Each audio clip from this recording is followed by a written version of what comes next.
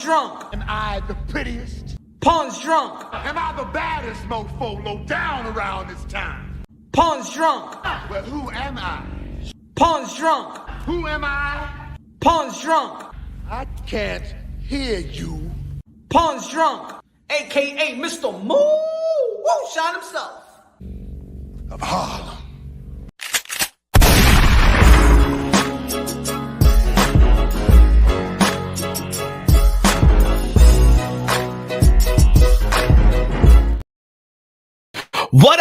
What up, Devin? Mi gente, que lo que? Y'all already know this is Punch, Drunk, Boxing, aka Mr. Moo Shot himself, aka El Adobo, aka El Sazón, aka El Borracho, aka Café Bustelo, aka El Pastor de Boxeo, mi gente. Fight week.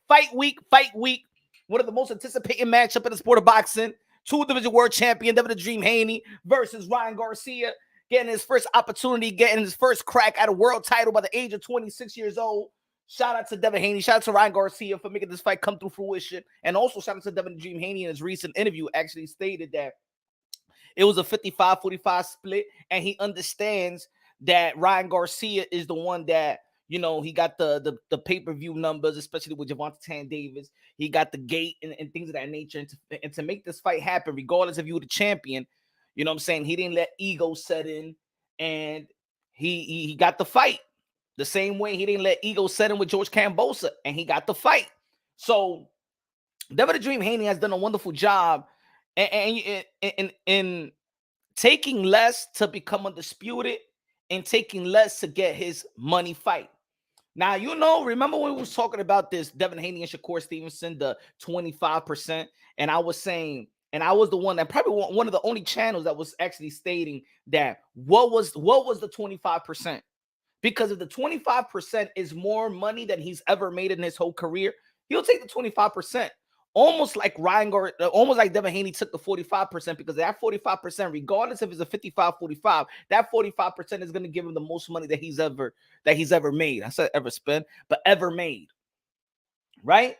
Smash that like button, ladies and gentlemen. Smash that like. You already know Punch Drunk Boxing. Here we go. Smash that like. I don't see no comments right now. I don't see no comments. Can't post comments to some destination. He said that's cap. Y'all talking about that's cap. What you talking about? What you talking about, bruv? What are you talking about, bruv? Smash that like. See, it seems like every time you try, you know, you give credit what credit is due, and people still don't like it. What's good, bang, bang? People still don't like it. Yeah, at the end of the day, man, this is a good fight for the sport of boxing. Let's go. Low nose boxing. Con los 5 pesos. That's super chatty para el game. Dice, Devin will be top pound for pound after he beats Ryan into submission. 3 knockouts, and Ryan will quit like Oliver McCall, crying outside the ring like he did with Lennox Lewis. Okay, low nose boxing. This will be Floyd versus Corrales all over again. Shout out to Low Nose Boxing. Good looking out with the $5 super chat. ASAP Sam in the building. What's good? Con la bandera de República Dominicana. What's good, man? I don't know if he's gonna make him cry like that. I don't think he's gonna go and cry like that, but I do got Devin the Dream Haney. My prediction is that Devin Haney is gonna win. I'm not gonna say it's gonna be a knockout. I'm not gonna put the antics of Ryan Garcia and what he's been saying as of late. You know, I think a lot of people was making this prediction based on how they see Ryan Garcia going to the club, going, you know what I'm saying? Hey, ladies and gentlemen, let me tell you like this: your favorite fighter was they was having a good time too. How many fighters nowadays? Do you remember Mike Tyson, what he said? Mike Tyson said that he caught STD before becoming an undisputed world champion. So, yo, there's a lot of people that perceive like this all professional. What is all professional? Huh? Where's all professional? You don't know, man. I don't know. I don't know what get these guys going, what get these guys prepared. What is it? What do you think they stay in their hotel just like this? 5 o'clock p.m., 6 p.m. And they doing something. Sometimes these guys be gambling in Las Vegas. That's why he got knocked the F out. Low Nose Boxer said top 3 pound for pound, Bud, Inoue, and Devin. If Devin, this is going to be a good victory for Devin the Dream Haney. Now, of course, he got 2 fights, right? 2 fights. He got one with Ryan Garcia in the ring. And of course, what a lot of people keep on talking about in the sport of boxing, I know that it shouldn't be none of the business of the fans, but of course, the fans gotta want to understand how these guys get their money, how these guys get their splits, how the purses. It's almost like in any other sport. You know what I'm saying? You know your favorite team, what's the salary cap, why this player is getting this much money, why this player is gonna get cut, right? It's almost like the Phoenix Suns, right? How much? 10-day contract for Isaiah Thomas, or they signed them for the rest of the for the rest of the season. You know what I'm saying? So I understand why certain fans want to know the split, want to know the money, the gate, the pay-per-view. But at the end of the day, for the fans, that should be the least of our worries. We just want to get the fight done. We just want to get this fight done. And certain fighters, certain management got bigger egos than others, right? But there's gonna be a hell of a fight. I think there's a lot of misconception of both fighters, right? Let's right away just talk about the misconception, right? Let's talk about what people say is probably a negative, but it's also but it's really a positive in terms of individual like Devin the Dream Haney and Ryan Garcia. Let's go with Devin the Dream Haney first. I did a video earlier today, if you checked it out, and I said, yo, Devin Haney got the ability to turn southpaw. What you talking about? What you talking about, Punch Drunk Boxer? What you mean southpaw? You crazy, man. You crazy. No. No, ladies and gentlemen, Devin the Dream Haney got more layers and more wrinkles to his game than you know. Now, I've been saying this for ever since I started the channel, because in all reality, when I was starting the channel, I was still paying attention to a lot to the amateur circuit, right? So I base a lot of the skills, especially if you're a fighter that fall in the elite amateurs. You know what I'm saying? Elite fighters in the amateurs, like world games, traveling to Germany, traveling to Russia, traveling to the Caribbean tournaments and things of that nature. Devin Haney, you know what I'm saying? He traveled all around. Ryan Garcia, it was a 7 national world title. Teofimo Lopez, an Olympian. He won the USA Olympic trials. I always talk about the 07 class, the 08 class with Keith von Tom Thurman and Bud Crawford and Danny Silva Garcia and Demise Andre. That was my favorite class. Gary Russell Jr. and things of that nature, right? I always pay attention to the amateurs, because in the amateurs, that's where you see the skills of all the fighters. In the pros, they're just sharpening the skills that they already know. So if you check out Devin Haney in the amateurs, a lot of the stuff that he's doing now, he's did in the amateurs. He's just a grown man now, and he's just sharpening his tools. And of course, adding a bit, just like every other fighter, adding a bit. Sometimes you see guys that was fighting in the amateurs and come to the pros, and they don't change nothing. Most of the fighters that you see in the elite amateurs, they fight the same way. Go watch Vasily Lomachenko. Go watch Alexander Usyk. Go watch they're doing the same thing. They're just sharpening their tools in the professional level. See, in the beginning, the beginning of these fighters' career in the professional level, it's easy. They just put these tailor-made opponents, so they could just, for the most part, for most opponents, tailor-made opponents, so they could get to TV, get their money up, get their interest up, get their name out there, get their brand up, and then when they're moving up the ladder. But a lot of these guys already fall. It's almost, for example, how many times we saw Devin Haney versus Ryan Garcia? They fall 6 times, right? How about Demise Andre Keith Thurman for the USA Olympic trials, right? We seen Ryan Garcia beat Virgil Ortiz in amateurs as well. We seen Boots Ennis versus Gary Antoine Russell. Why we want to see Boots Ennis versus Gary Antoine Russell? Why some people say that, you know what? Yeah, Boots want to fight Bud. Yeah, Boots want to fight Spence. But you know what? His kryptonite may be Gary Russell Jr. because he got his numbers in the amateurs, right? If you see them, they have not changed a lot. They just sharpen up their tools. They're the same fighter. Remember when I told y'all Ben Whitaker, before he turned pro, I did a video and I said Ben Whitaker is the Cassius Clay of the UK, that he's getting cited. I said that he's the mixture of Prince Nassim, and Cassius Clay, right? And he has not even showboated in the amateurs. And then when he became pro, what you seen Ben Whitaker do, right? I've been telling y'all. Remember I told y'all about Kid Austin. Remember I told y'all about Keyshawn Davis. We was fighting with Keyshawn Davis in the amateurs, right? And look who he's become. Is he changed this guy? I always said, look, if you go back to the live that I did in the Olympics, I did the Andy Cruz the Andy Cruz versus Keyshawn Davis, I said that Keyshawn Davis got more of a pro style than Andy Cruz. I think that Keyshawn Davis beat Andy Cruz in the professional level because he got a pro style. Now, if you look at how they look, Andy Cruz is looking good, but he ain't just putting guys out there. You know what I'm saying? He got Boozy on this to really, so he could sit down on his punches more and stop playing pity pat a lot, because in the amateur it's all about throwing how many punches you throw more, and that's an activity. That's what gets you the nod in the amateurs. But anyway, Devin the Dream Haney. I'm gonna tell you like this. I've seen Devin Haney in the amateurs. I've seen tapes and things of that nature. If you see Devin Haney when he switched to southpaw, he becomes a whole different type of beast. When he switched to southpaw, Devin Haney just go after you. I think that Devin Haney is going to be highly comfortable versus Ryan Garcia. I think Devin Haney is going to be highly comfortable going to Ryan Garcia. These guys know each other. So you're going to see a more risk taker in Devin the Dream Haney in terms of sitting down on his punches. You know what I'm saying? Implementing, yes, he's going to be implementing the jab, but I think that he's going to throw more power punches, more combination. And to be honest, the guy that's going to be pushing somebody back on Saturday night is going to be Devin Haney pushing Ryan Garcia. Remember what I told you. Devin Haney going to be pushing back Ryan Garcia, and Ryan Garcia is going to be on the back foot trying to connect on the left hook. The only way that you're going to see Ryan Garcia, in my opinion, you know what I'm saying? Look, Ryan Garcia is going to go for it, right? But if he don't got nothing, he just ain't going to be walking into some punches. Yeah, I've heard it enough. I said it before. Oh, yo, Devin the Dream Haney. Oh, yo, he don't got that much power. But yeah, we was talking about Devin Haney when he was 21 and he was 22 and 23. But the more he got older, the more he got his man strength, he started getting stronger and stronger and stronger. So by the time he's 25 years old, no, he's not a pillow puncher. He got power. Now, we're not going to say that he got freakish power, but Devin the Dream Haney got power, the type of power that's going to sting you, the type of power that's going to keep you off, the type of power that's going to make his opponent think twice on what they're going to do and what they're going to throw, right?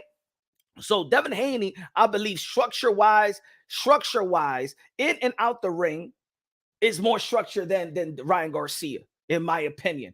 I think that Ryan Garcia may have a lot of distraction. I'm not putting that into an equation that Ryan Garcia is going to lose because of the distractions.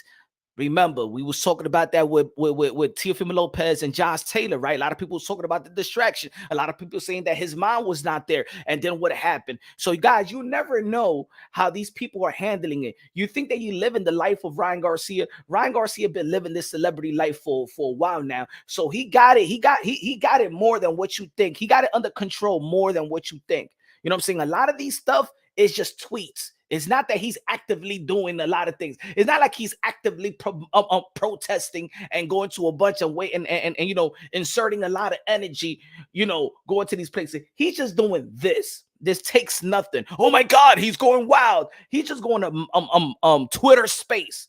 He's like talking on the phone. That has nothing to do with it. So all I'm trying to tell y'all folks, don't have this misconception that Ryan Garcia is not prepared, that Ryan Garcia is not ready for Devin the Dream Haney, that, oh my God, that I'm going to bet on Devin Haney because of what Ryan Garcia is saying and doing and whatever. He's going after Kanye West. He's going after Hollywood, whatever. He's dating the porn star. Look, Ryan Garcia is going after every large audience to lure the fans in to watch this pay-per-view event, to come to the Barclays Center, and he's doing a hell of a job. What he said that he'll be Naoya Inoue. He said he'll be Bud Crawford, right? Gather the Japanese fan, gather the Bud Crawford fan, gather the Hollywood fan, gather the hip-hop fan. You have not really seen what gather the religious people, the Christian and Muslim, gather all those people, whether they want to see him win, whether they see him lose, gather all those people Saturday night, and it's going to do some great numbers because all these large fan base are dialing in onto this fight. Are they going to come to New York City and sit on the Barclays Center? I don't know, but I believe it's gonna do a good fight, and I hope that everybody gonna be paying for it because these are the type of fights of this generation that needs to happen, needs to take place, and they're doing that their prime. We're always, these fighters don't fight each other. They don't wanna fight. No quieren pelear esa gente. Yo, that's it. I hate boxing. You got two young, hungry lions. You got two fighters in which that people was marketing them as the new four kings, right? And they fighting one another. Give props to Ryan Garcia for taking on Gervonta Davis and Devin the Dream Haney. If he lose, He lose. If Devin Haney wins, good for Devin the Dream Haney and the side of the business side, so he could get this type. So he could go into a negotiation, and it wouldn't be Gervonta Tank Davis swinging the stick, thinking that he's the only one that's making money in the sport of boxing. So the misconception of Devin the Dream Haney. Let's say first, I believe that Devin Haney is stronger than what people think he is. I think Devin Haney got more power than what people think he is, especially right now. Has he grown into the 140-pound division and growing as a fighter? But Devin Haney has a very untraditional way to preparing for fights. Both guys are preparing untraditional ways. And let me say this. Ryan Garcia, like we've been talking about, he's saying a lot of things outside of the sport of boxing, outside of the rims of boxing, and it is getting a lot of people attention, is getting a lot of people irritated, is getting a lot of people that to support him and agree with him as well. You feel me? Not everybody disagree with what Ryan Garcia is saying. I agree with Ryan Garcia when he's talking about protecting the children of the world. I agree with that. I agree with Ryan Garcia about the evil in Hollywood. Yes, I agree with that. Certain things he's saying I might not be privy or know, right? Devin the Dream Haney is untraditional in this sense. Every training camp we see somebody different, but Devin Haney is winning. I never really seen it like this before. You got to give a lot of credit to Bill Haney to structure his son in this manner.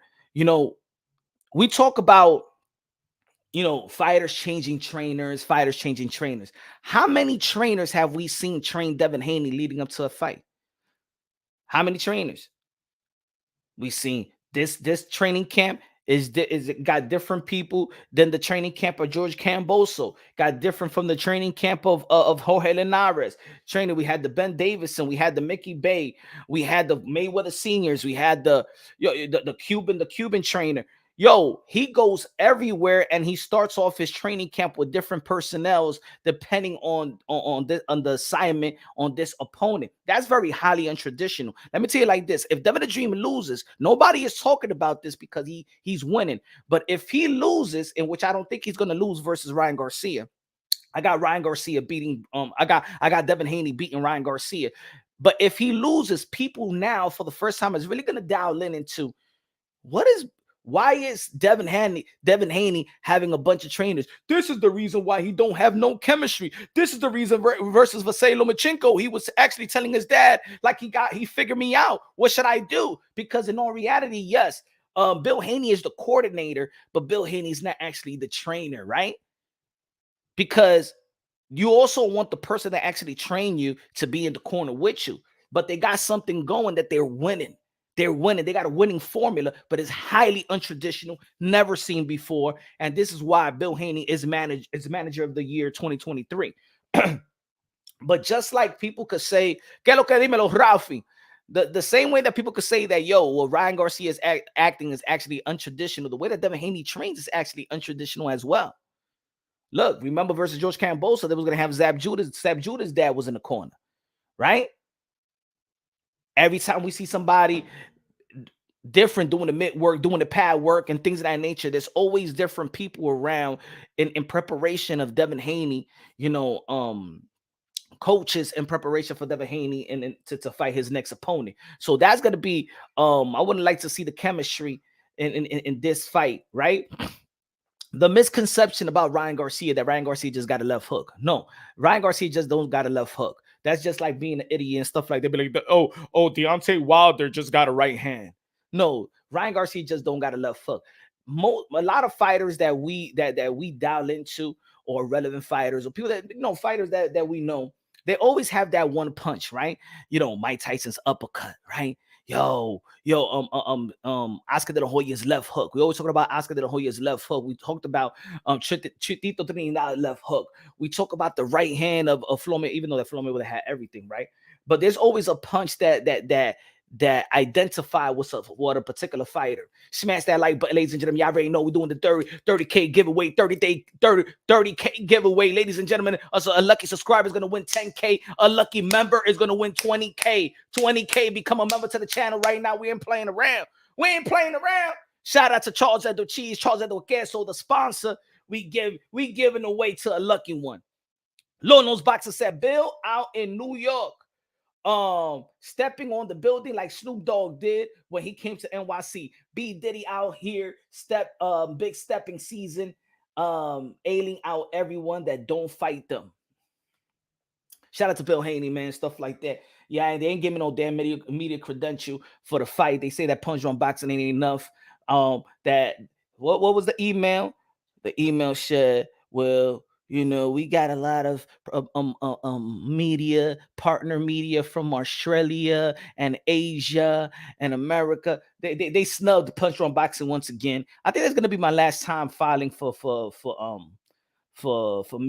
media.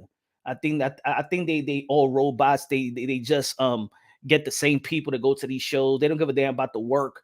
You feel me? I think it's a robot. Even the person, like, I had to, like, yo, what the fuck you told you? You don't see the work, man. I had a 30-minute interview on YouTube. Asking the whole you don't just go to any of the YouTube channel. Asking the whole you don't take his time and just go to a YouTube channel. The only YouTube interview that he's done is Fight Hype and Punch Run Boxing. You ain't see the interview. Whoever's in charge of Golden Boy Promotions, they just robots, bro. They don't care about the people that's actually putting out boxing content 24/7. They just got the same list and let the same people win. They don't give a damn about new people and stuff like that. That's my last time. I ain't even gonna bother with that. Randy in the building, dímelo Ponce, el pastor de boxeo, la música de Randy, energy, la música de Randy.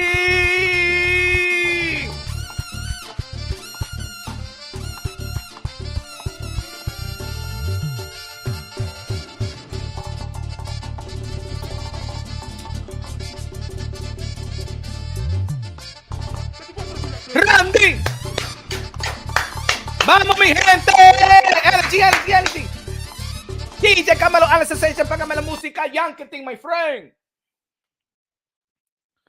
What's good? Randy in the building. Shout out to everybody. King Cabron. Kill him. Life Logic in the building. Let me say what's up to the people in the building right quick. Hey, yo, become a member of the Punch on Boxing. You already know. We giving out money. We giving out moolah. Who's going to be the lucky person? King Super in the building. What's good? Bang, bang in the building. What's good, man?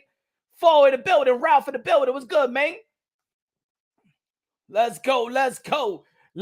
Biggest troll in the world. What's good? CCI in the building. What's good, Emilo? When you get bread, excuse me.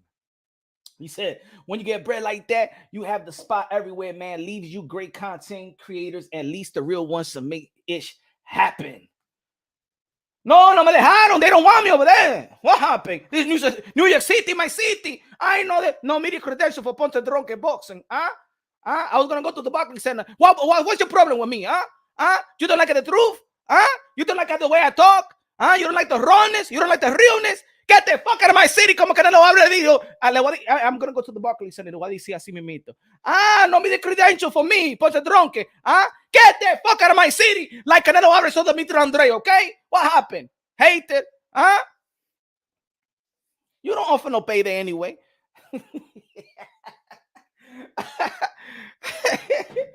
Can the winner fight Teofimo Lopez? Of course, man. Devin Haney and the Haney family, they calling out Teofimo Lopez as the next fight. That's gonna be a good fight as well. Hopefully that there's no egos. Look, if Devin Haney, he's undefeated. He's on the pound for pound list as well. He got great accomplishment, right? He got great accomplishment.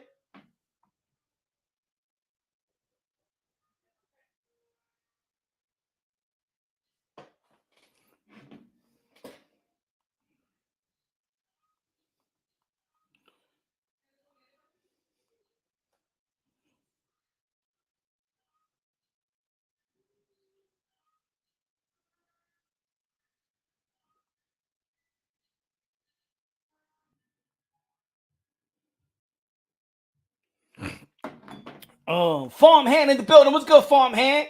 Farmhand in the building. What's good? With the $5 super party que dímelo, mi hermano, con los 5 pesos a comprar pizza con Coca-Cola. Hey, yo, ladies and gentlemen, also, before we keep on talking about Devin the Dream Haney versus Ryan Garcia, we also going to be talking about this, folks.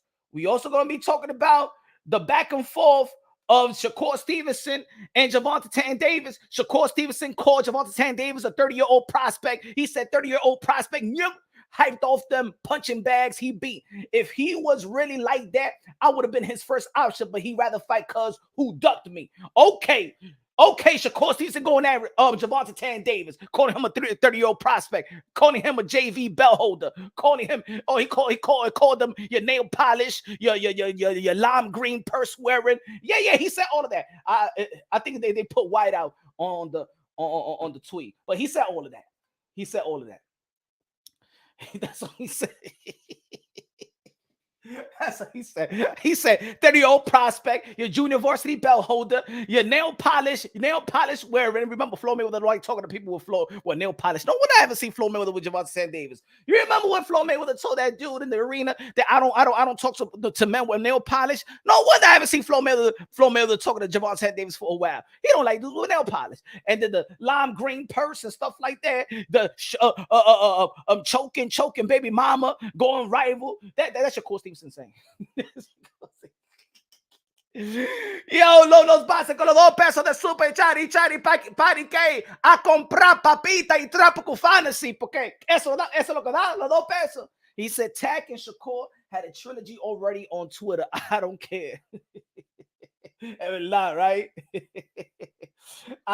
Hey, yo, at the end of the day, Gervonta Tank Davis should not be fighting Frank Martin. He should be fighting Shakur Stevenson in the 135-pound division. I like both fighters, but I believe that Shakur Stevenson got the goods, the skills, the IQ to actually beat. If it goes to 12 rounds, Shakur Stevenson beats Gervonta Tank Davis. If it goes 12, Shakur wins. If it goes 12, Shakur wins. If he gets it to 12, he wins. But Gervonta Tank Davis got the skills to pay the bills, to get you out of there. Got freakish power, athleticism, got an IQ. You know what I'm saying? There's another misconception about Gervonta Tank Davis.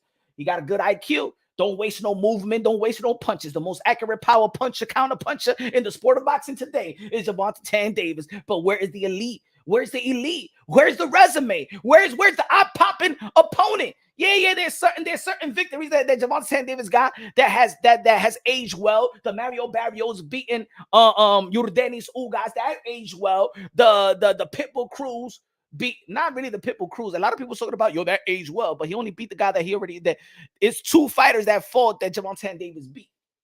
You know what I'm saying? So I don't know about that, folks. I don't know, man. But this is a fight that I want to see. I think this is the primary fight in the lightweight division. And after they fight, I want to see these guys move up to 140-pound division and do their thing, because the 140-pound division is the luxury division, is the most prestige division, is the most hype division, is the more interesting division, is the most money-making division. Can you imagine in one division? We got Subriel Matias, Teofimo, Haney, Ryan Garcia, Pitbull Cruz, Gary Antoine Russell, Tank Davis, Shakur Stevenson. Oh, wait, Jose Ramirez. Still can't write off Jose Ramirez, right? Can't write off Jose Ramirez. Man, Arnold Barbosa. Hey, yo, there's some good. It's good, bro. It's good. It's good. But we're going to be talking about that a little more. Let's go back to the title at hand. All right, the misconception of Ryan Garcia is that he only got a left hook. Nah, he got a right hand. He got some good feints. Yeah, he does some mistakes. But let me tell you like this. A lot of fighters make mistakes.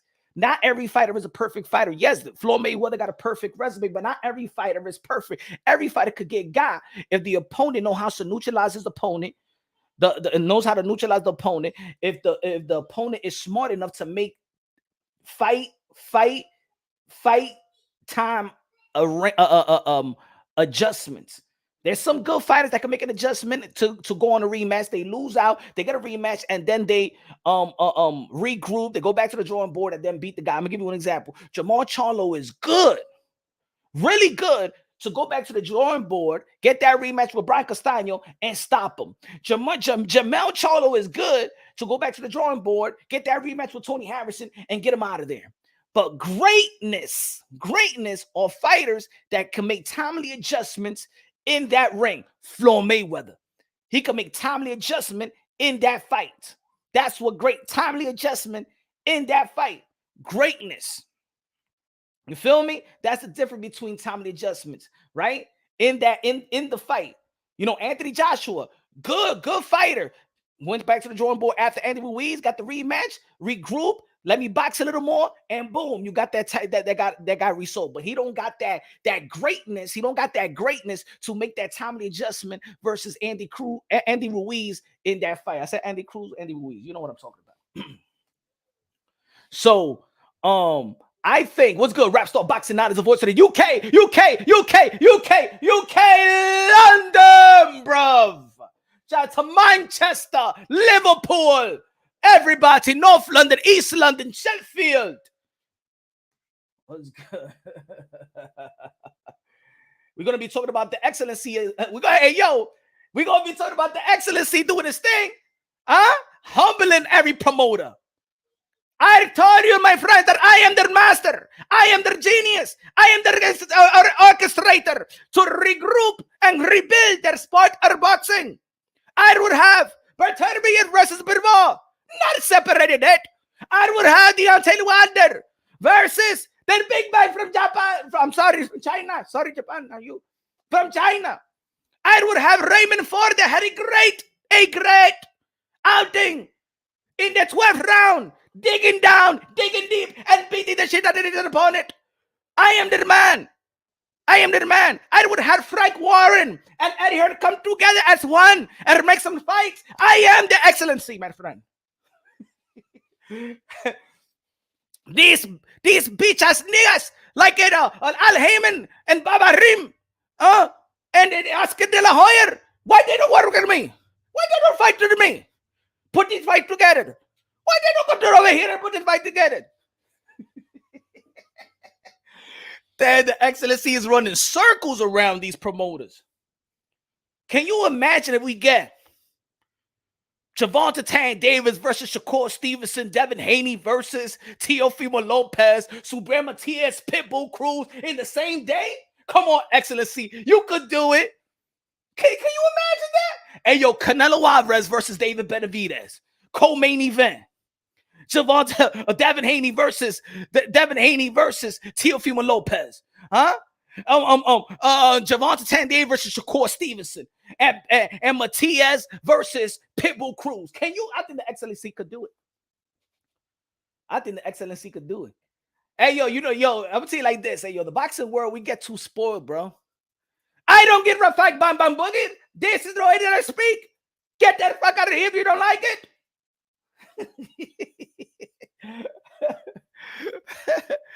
Hey, yo, I'm gonna tell you like this, bro. If he keeps doing this, I know the nature of the boxing fan. We're going to be so spoiled. We're going to be so spoiled that we're going to ask for that. Yo, he's spoiling us right now. And I know how we are as boxing fans. Remember what I told you? We like little bit of bitches and stuff like that. The boxing fans now, we not satisfied with nothing. We be the same people that be like, yo, these fighters ain't fighting nobody in the 147-pound division. I'll be like, yo, did we got Thurman versus Daniel Garcia, right? We got Thurman versus Porter, right? We got Porter versus Daniel Garcia, right? We got Porter versus Ugas, right? We got Thurman versus Pacquiao, right? We got Spence versus Porter, right? We got Spence versus and Kell Brook, right? We got Kell Brook versus Porter, right? We got Bud versus Porter, right? We got Bud versus Spence, right? What the fuck you talking about that these guys ain't fighting one another? Because, see, people are spoiled.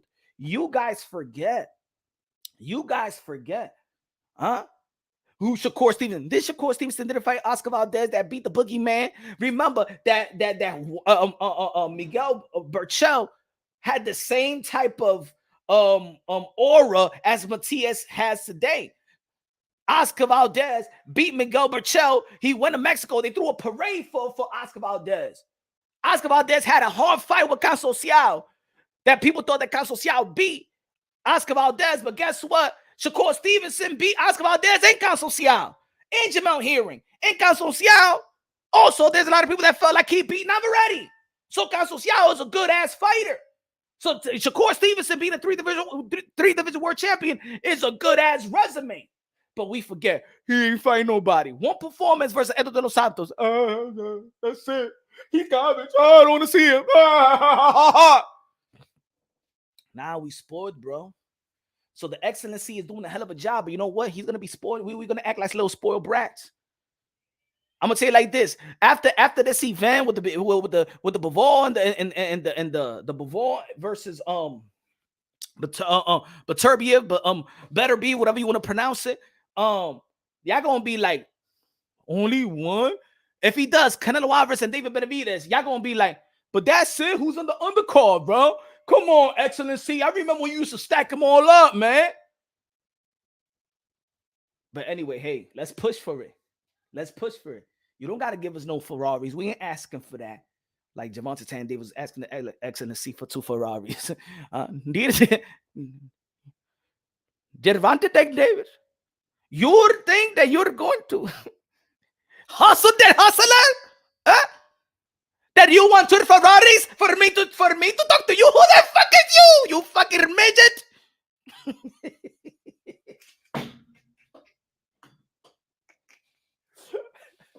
I got 2 Ferraris and they're back to my unborn child. Ferraris are shit. You think you're gonna come into me and tell me, or I will go talk to me for two Ferraris. It is not that I don't want to give you 2 Ferraris, you dumb fuck, you little midget. It's the principle of you approaching me like that. He ain't like that. Can't hustle the hustler, huh? Be pushing pennies in his face and stuff like that. You know what I'm talking about, right? When people act like you don't got something or you're not trying to give nothing. It's not about that, man. It's the principle how you approaching me, bruh. It's the principle. He said, boxing said, we always knew Shakur was boring, but after the Santos fight, we had enough. How you have time about boxing magic? Boxing magic. Boxing magic. Boxing magic. What you mean that we knew all this and we had enough? You had enough of Shakur Stevenson knocking out Yoshino? Did you had enough when I know what it is? Is that Shakur Stevenson beat Oscar Valdez in an entertaining fashion, and you ain't like it because Oscar Valdez is your fellow Mexican and he beat him up with the T. Huh? Con el T también. That's what that's what I'm talking about. My brother Boxing Magic is saying after Jamel Hearing, after Oscar Valdez, after Consocial, after Yoshino, and then Edo de los Santos, oh, we had it with him. That's the problem with us boxing fans. He said Valdez overrated for me. See, that's the Savage. See, that's the problem. This is the problem. This is the problem. So now Oscar Valdez is overrated. Oh, he didn't beat nobody. This is the problem. This is why we say today that these guys ain't doing anything, because they are actually fighting the guy. When Oscar Valdez beat Miguel Burchell, in many publications, respectfully publications, panelists that they got the power to the pen to put people on the Hall of Fame, put Oscar Valdez probably number 10 or number 9 on the pound for pound list. How was he overrated? How, Savage? My brother Savage, how was he overrated? So his best win, we take it away to say Oscar Valdez was overrated. His best win of his career, we take it away. That's the problem. That is the problem. Nicholas, con los 2 pesos de Super Charipe, Barique me dice, Ryan winning is more interesting for boxing. Why? Why is Ryan winning more interesting to boxing? He said, okay, never mind, Punch. Why? Good looking out. God bless you with the $2 super chat. A comprar papita y juguito. Porque eso es lo que me da con los 2 pesitos. ¿Verdad? Papita, juguito. You know, remember the 25 cents juicy that you just put a straw in it? Ain't even juicy. That shit was like red, blue, purple chemicals. That's why us ghetto people want to be like, hey, yo, man, y'all people loud. Y'all people strange. Y'all people, you know what I'm saying? Because, man, we used to drink chemicals, man, a bunch of chemicals. Do you know how many times I used to buy them little 25 cent juicy? Huh? Red chemicals, blue chemicals. They used to say because raspberry. That shit was blue chemicals, man. Purple chemical and shit like that. Huh? Oh, that Chef Boyardee. You know how many times I bought Chef Boyardee? That shit was cheap. Give me a can of Chef Boyardee. $79.99. Not $79.99, 79 cents. If I buy 5, I get for $5, I get like 10 in a good supermarket. I'm telling you, man, that's why we crazy. Man, all the stuff, the honey bun, all the stuff they used to buy.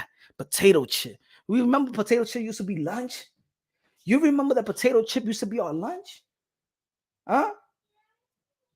Remember, they used to pack mama, but daddy used to pack us lunch and shit like that. And it was to be potato chip, 25 cents potato chip, 25 cents juicy, right? Probably an apple there, maybe cookie. That should be our snack. Now we all fucked up. What kind of soda you want? Orange and red. Exactly. You know that Sunny Delight, you know that the owner worships the devil. You know he was an atheist. Sunny Delight. I remember when my grandmother found out that the owner of Sunny Delight worshiped the devil. And she's like, mira, no vamos a comprar eso Sunny Delight ya. Da más vamos a beber tang. What about tang? Tang. The powder juice. Hey, I'm telling you, man, we all effed up. We all effed up. You think it's the meat? It's not the meat. You know what I'm saying? When they say that Latinos and black people, we suffer from high blood pressure and all that stuff and diabetes. Now, it's all that shit that we was taking a long time ago. It ain't the meat. It ain't the meat or the eggs or whatever you want to call it now. We ate a lot of potato chip. We ate a lot of honey bun. We ate a lot of now laters. We ate a lot of blow pops. We was just eating chemicals all our lives. Chuck in the building. Chucky Chuck. Con los 2 pesos de super chari parique a comprar a Snapple. The kiwi.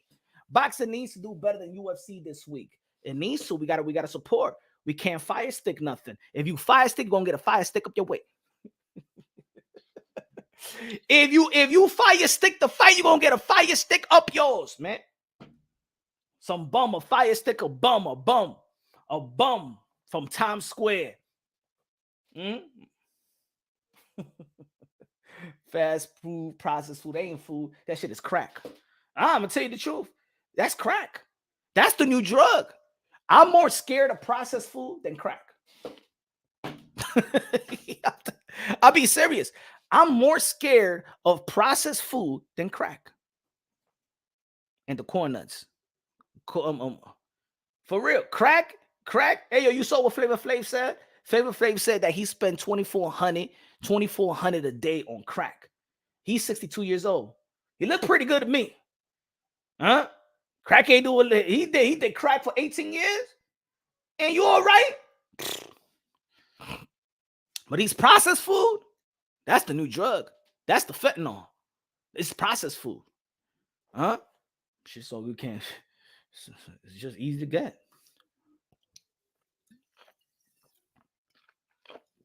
Cancer in young people is more common now. Right, Savage? It's true. It's true. Hey, yo, look. My boy got cancer at, I think he was 26. When he was 26, 25, he got cancer. What? One of my boys died of diabetes. Play ball. Remember Ali Mo from Harlem?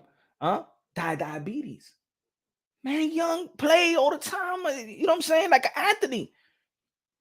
Kidney failures. Yo, it's a heart attack. One of my boys, Danny, he died of heart attack in the court, bro. The dude was 22 years old, man. And he used to be a little fat, but playing ball, he was slimming down, like he was a little chubby, but you know that athletic chubby dude around your way, the El Ami of the hood. He died at 21 years old, heart attack, man. It's crazy, man. It's crazy. It's papito juguito. But anyway. All right, so the misconception of Ryan Garcia got a right hand. Ryan Garcia knows how to go with a jab to the solo plex. He got a good jab to the solo plex. Yep, he keeps his thing straight up and things of that nature. But you know what? By being up, he disguised that. Let me tell you like this. A lot of people talking about that when Ryan Garcia, he keeps his head up, his chin up and stuff like that. But guess what? He disguised it. He know how to disguise the left hook that way. Remember, he was like that, right?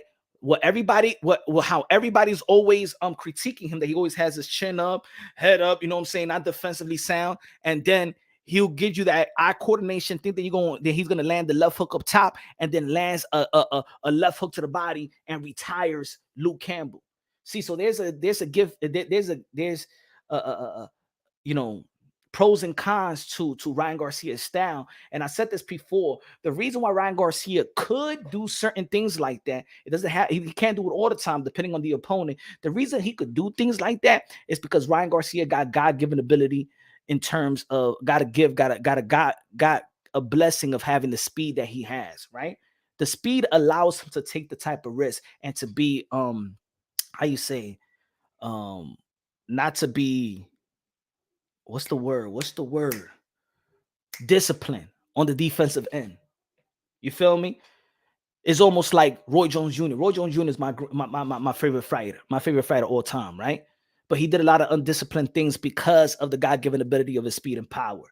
So he didn't start with jabs. He usually like had, you know what I'm saying, led with the left hook. Even Floyd Mayweather also have led with the left hook as well, where he was a little bit abandoning the jab, but then he got his father back in the ring and back in the corner and stuff like that to implement that jab, that faithful jab once again. But you know what I'm saying? Their speed, they start with the left hook. He always had his left hand down, you know, a lot of showboating and stuff like that. But then when the reaction, the age start catching up, guess what was happening to Roy Jones Jr.? He was getting caught. And then everybody started noticing the flaws, right? It's the same thing. I'm not saying that Ryan Garcia is Roy Jones Jr., folks. That's not what I'm saying. What I'm saying is because of the natural speed and power, it allows a fighter like a Ryan Garcia to take that type of risk to have his left hand down because he relies on his speed and reflex, right? Which his reflex wasn't evident in the fight with Luke Campbell, and it wasn't with Gervonta Tank Davis because he met speed for speed, power for power. And you saw that Gervonta Tank Davis was just quicker and his reflex was better, and his defense and his IQ was just better than Ryan Garcia. I believe that Ryan Garcia fights more physical than mental. And I think that Devin Haney, he has this. Devin Haney has this. And like Mike Tyson said once, he said, dumb and tough fighters don't win. The smart fighter wins. So if I could say, looking at both of the fighters, Devin Haney and Ryan Garcia, when it comes to IQ, who's the smarter fighter, I would say Devin the Dream Haney. Devin Haney goes out there to win. Ryan Garcia goes out there to win spectacularly, right?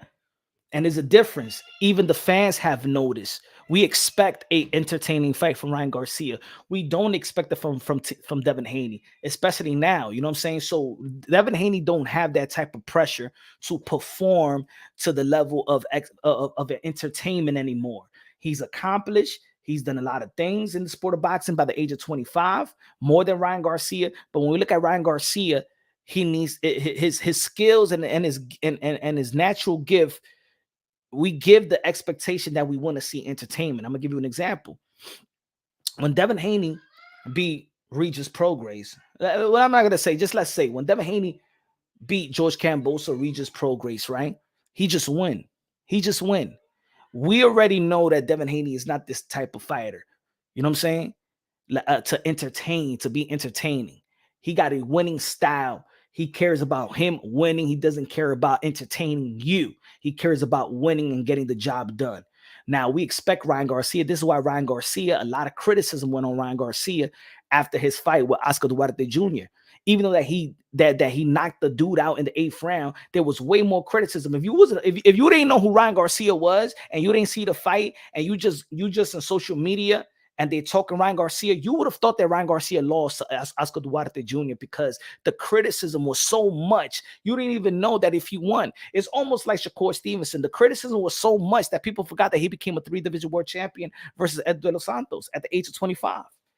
That was that's a great accomplishment, but a lot of people were just thinking about the performances, right? So Ryan Garcia, I think, even though that Devin Haney is the champion, even though that he was undisputed at 135 and now the champion 140, and when people want to actually debate who is the best 140 right now, right? People are putting Devin Haney as number one, you know, credible opinions. In my opinion, it's Teofimo Lopez, but there's a lot of credible people that's putting Devin Haney number one. I think there's more pressure on Ryan Garcia. It should be more pressure on Devin Haney, but there's more pressure on Ryan Garcia. You know what I'm saying? There's a belt on the line. Devin Haney could lose his title. And you know what? Leading up to the fight, ain't nobody even talking about the title right now.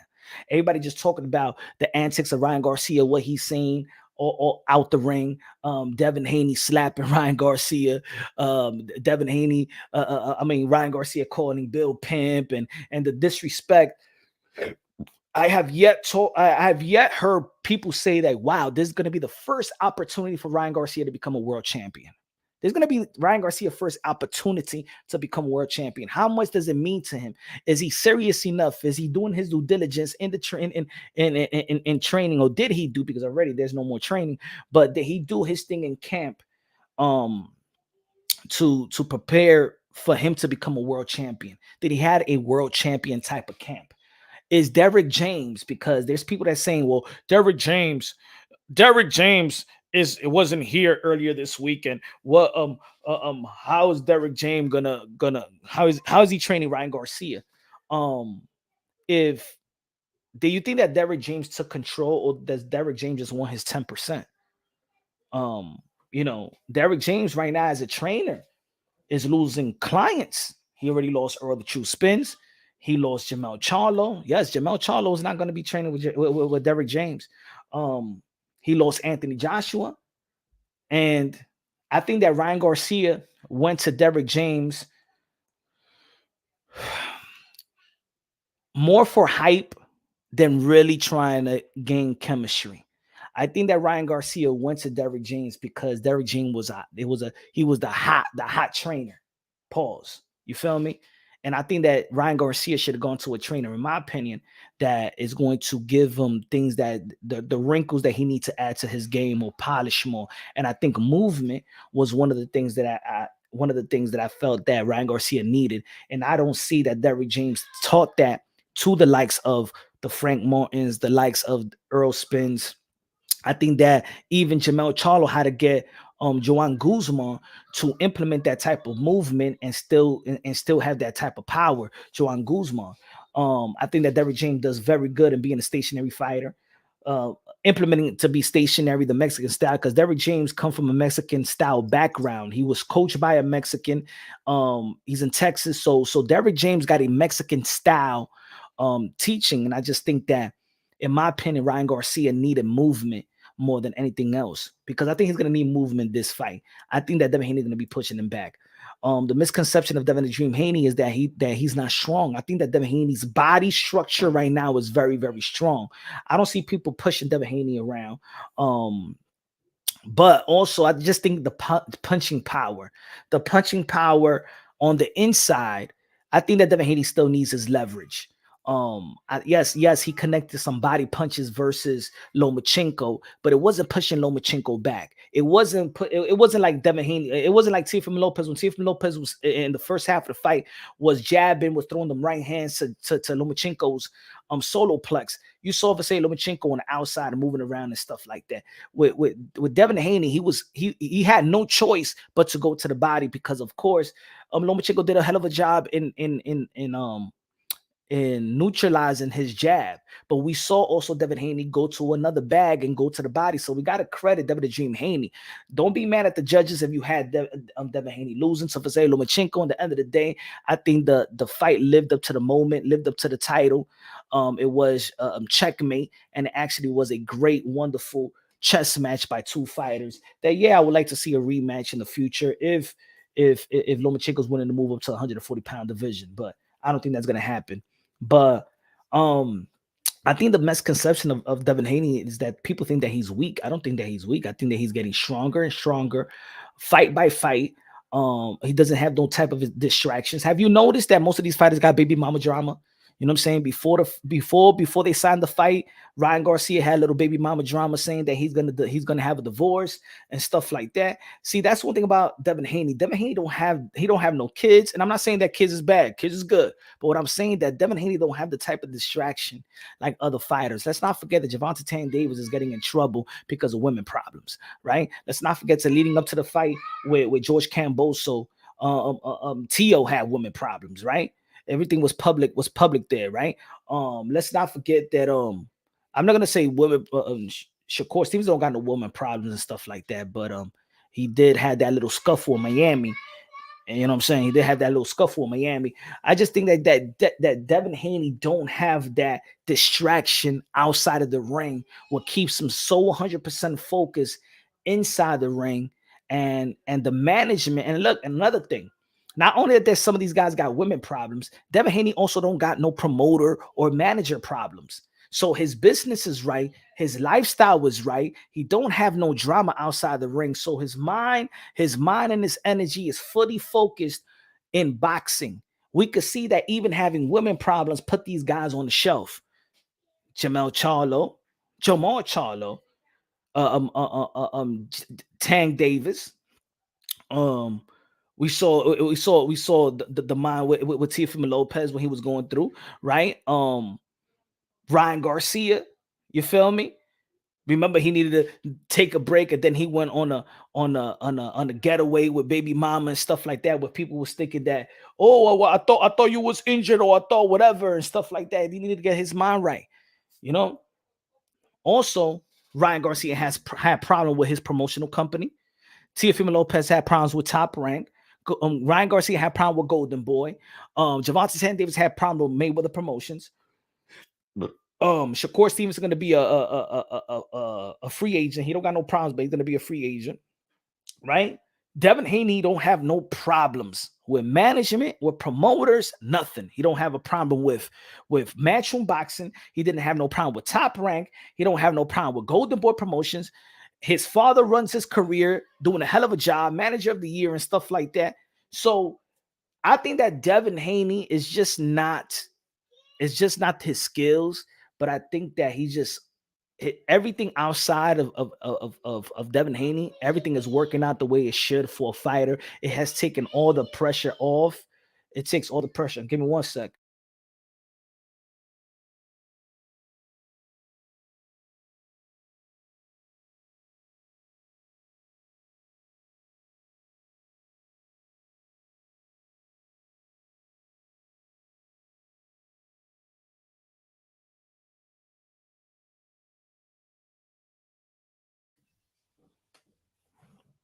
Tell him Life Logic.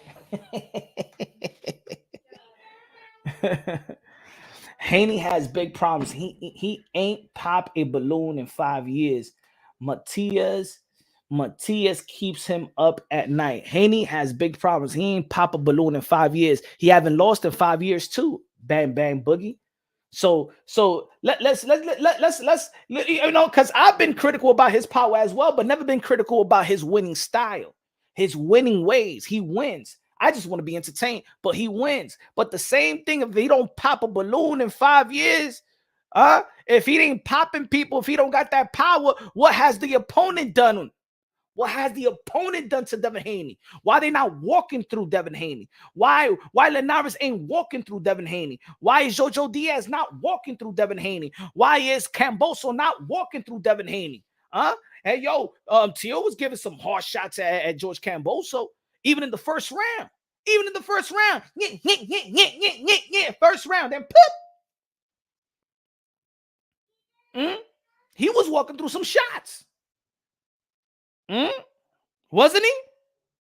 Hey, and I'm a TO guy. But Camboso was walking through some shots.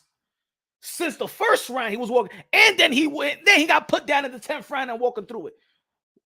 Why was he? Why these guys ain't walking through Devin Haney shots? Talk to me. What's good, Bert in the building? What's good, Bert? Bert in the building. What's good, man?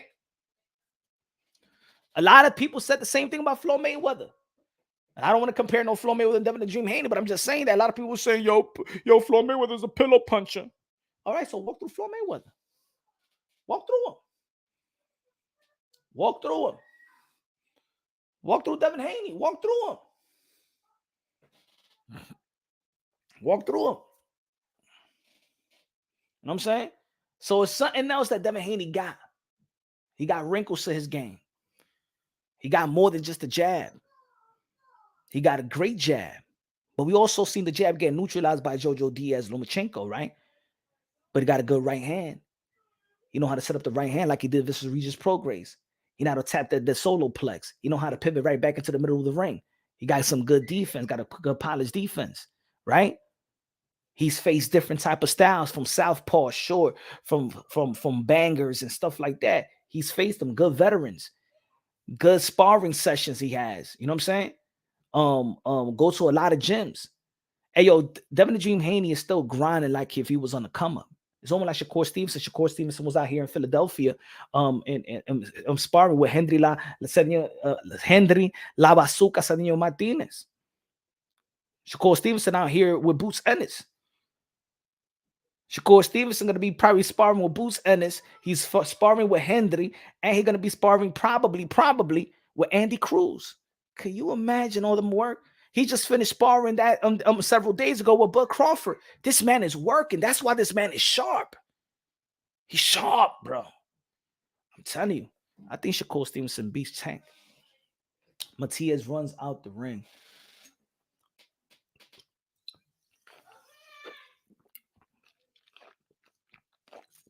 Who's going to win?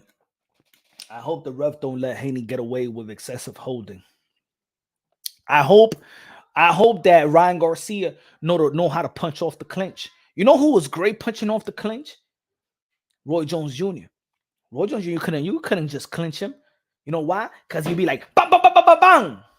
You just couldn't clinch Mike Tyson. You couldn't clinch. Mike Tyson would grab you and then bam, hit you with an elbow and stuff like that. You just couldn't clinch Mike Tyson. There's an art for everything. There's an art for everything. There is no excuses. Oh, yo, Devin Haney is going to hold. So it's your job to punch off the clinch. Oh, yo, this guy is going to run. It's your job to cut off the ring, right? Just like people who was telling Teofimo Lopez, you got to cut off the ring. Yo, don't say that Jermaine Ortiz is running. He got to cut off the ring. All right, he need to cut off the ring. He's running. He need to cut off the ring. He's holding. You need to punch off the clinch. There's no excuse. There is no excuse. The referee, a good referee, is going to do his job. All they got to do is this. If you ever been in the locker room, if you've been with the commission and the referee, the same referee that's going to ref your fight is going to go to the locker room while you taping everything. He's going to give you some instruction. And it's your team's job to say, hey, yo, look, this guy does this. He holds a lot. Referee, can you please look at the clinches and stuff like that? The referee then goes to the other locker room and explain what the team said. Like, look, just letting you know, we want a clean fight. I'm not going to give you a warning. The only warning I'm going to give you is this warning that I give you in the locker room. Sometimes the fans be like, yo, why he took a point off? He didn't even give him a warning. Because some referees, I've been in the locker room, and I've been in the locker room with Jack Reese. Jack Reese said to one fighter, to Malik Montgomery, he said, look, I'm only going to give you, this is your warning. This is your first warning right here. This is your first warning, only warning and stuff like that. Blah, blah, I forgot what he was telling him about hitting below the belt or something like that. The thighs or something like that, the hip thighs or whatever he was trying to explain. This is the only warning. I'm not going to give you a warning out there. So if I take a point off for you in the ring, remember, I already gave you a warning in the locker room. So is your job, is Devin Haney, is Ryan Garcia's job and team's job to tell the referee, like, yo, watch out for the holding. He did this in this fight. After the holding, he does the elbow, whatever it is, you got to explain it to the ref. So the ref, while the fight is happening, okay, this is what you was telling me. Okay, this is what you was telling me. Now I'll give you an example. Alexander Usyk, every time he gets hit to the body, he start complaining like it's a low blow. In two fights that Alexander Usyk got hit, legal shots to the body, in which Anthony Joshua could have won that fight and Daniel Dubois could have won that fight. But Alexander Usyk, we already know, cannot take a body shot. So now versus Tyson Fury, it's Tyson Fury's job to let them know, look, Alexander Usyk likes to play that he's hurt with a good body shot. And the referee in the last two fights have a video with your phone. Look, this is what he does. He can't take body shot, ref. Just look for it. Really call what you see and not call what you think you see. You know, he said any clinching is criminal. Hey, yo, you know what it is? I think that boxing should do what the UFC did. The UFC was regulating the ground and pound game. Pause. They regulated the ground and pound game, you know, and to be honest, I was never an MMA fan, but every time I was trying to get into watching a fight and then I see the ground and pound, I see these guys in the floor for like 3-4 minutes, I'm like, I don't want to see this, man. I'd rather see strikers. So now they break those ground and pound that they're not doing anything. Break, stand up, do your thing. The same thing needs to happen in the sport of boxing. Limit the clinching, limit the clinching, and the referee let them engage. Ayo, fight. Ayo, fight. You know what I'm saying? And I think that the judges who are the refs also, remember, because you can't be a ref without being a judge. That's the way that you get your license. You got to be a judge and a ref. Every ref that you see been a judge as well. That's how you get your license in boxing. So the judges have to score, has in the professional level, has to score differently now. You know, that's my opinion. But I think there's going to be a wonderful fight with Devin the Dream Haney versus Ryan Garcia. Again, Ryan Garcia is dangerous. Devin Haney is dangerous in the sense of these guys know each other more than anybody else. Anybody they ever step in the ring with, they know each other. Ryan Garcia knows Devin Haney very, very well, and Devin Haney knows Ryan Garcia very, very well. This is going to be a spectacular matchup because you're going to see two people take risk because they're comfortable with one another. You feel me? Devin Haney is going to be the most comfortable fight for Devin Haney, in my opinion, because he knows Ryan. When you know somebody, you highly comfortable. You're comfortable with them. You feel me? So let's give like two fighters that was fighting each other. That's very okay. You remember Thurman and Porter? Thurman and Porter, it was like tit for tat. It was one of the great fights of this generation, right? They used to spar one another, so they know each other, right? So the risk that Keith was taking and the risk was Porter was taking, it was just meshing well. Like, I respect you, but I know you. I respect you, but I know you. That's why I always felt that even a fight with Danny Garcia and Bud Crawford would be a good fight. Oh, you know, no punch. Danny Garcia and Bud Crawford won't be a good fight. I think it would be a good fight because they fought 3 times in amateurs, and they know each other very, very well. In which they had one draw, and Danny Silva Garcia had one win, and Bud Crawford had another win.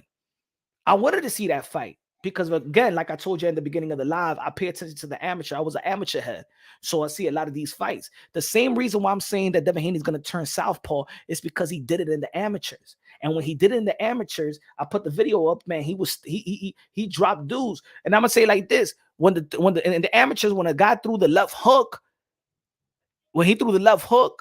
he slipped that left hook while he was in a southpaw position and knocked the dude down.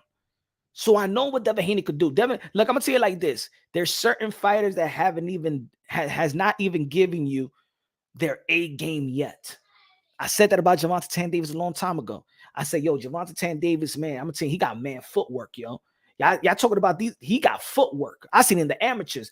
Gervonta Tank Davis was always fighting these guys that was bigger than him and stuff like that, taller than him. But his footwork, he used to beat these guys from the outside. And then what happened versus Pitbull Cruz? He was actually doing what we never saw in the professional level, but I saw it in the amateurs. You know what I'm saying? You could see how this person is going to fight. Or remember when I said that Teofimo Lopez was going to outbox Vasily Lomachenko and everybody thought that I was crazy? I said, come on, man. He was beating everybody. He was outboxing. Hey, yo, Teofimo Lopez was not this knockout artist in the amateur. He was outboxing dudes, bro. Teofimo Lopez also beat the only guy that beat Vasily Lomachenko in the amateurs.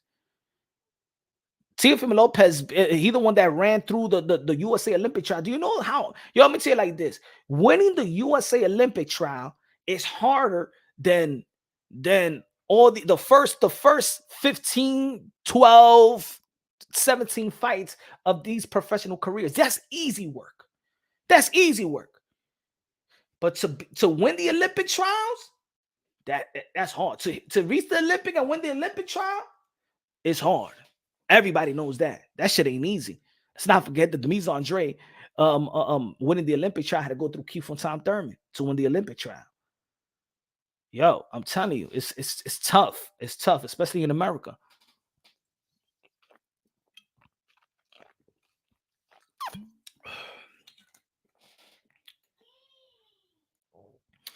Right, Devin Haney and David Benavidez have similar experience in sense of Devin Haney polished a lot of his skills fighting elite fighters coming up, being in the gym, working with guys like Roy Jones Jr., working with guys like Floyd Mayweather, working with guys like Zab Judah, and then having a lot of sparring sessions with a lot of good fighters at a very young age with Sean Porter and stuff like that, right?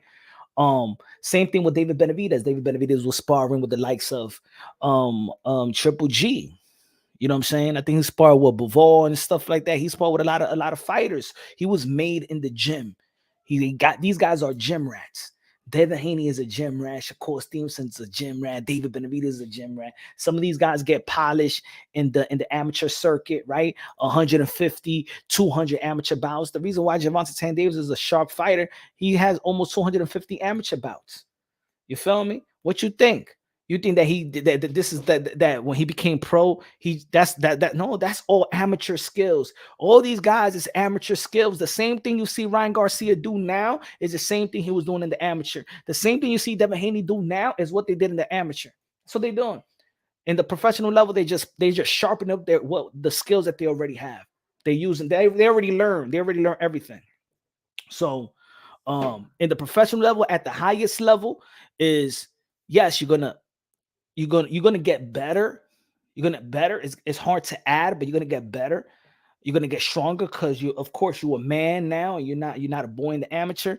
But I think that Devin Haney is gonna prevail versus Ryan Garcia, in my opinion. If you really dial it down with the skill set, with the experience, and not too much of the experience, because in boxing, only because you got more experience, that doesn't mean nothing. If Devin Haney is in his A game, Ryan Garcia is in his A game, it's a tough fight. It's a 50-50 fight, but I'm giving the nod on this one to Devin the Dream Haney and stuff like that.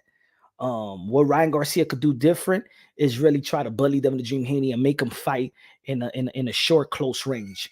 If you give him some leverage and you give him the space to move anywhere he want to go, pivot anywhere and stuff like that, if you just can't pin him, if you don't throw a combination of punches, I think that Ryan Garcia has the God-given ability to throw 3, 4, 5 punch combination. And I think if Devin Haney is going to be, Devin Haney got better in also implementing more defensive looks, right? He used to stay on the Philly shell a lot. And now he just don't stay in the Philly shell. He got the high guard, he got the Philly shell, he got the traditional defense precision.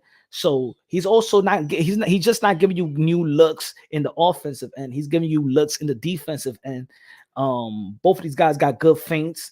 I like the feint that Devin Haney throws with the anticipation he's going to be throwing the jab, but then he shoots with the right hand. What's good, Domingo Bonilla? What's good, my brother? So look, and like again, there's a misconception. Ryan Garcia got a lot of skills as well.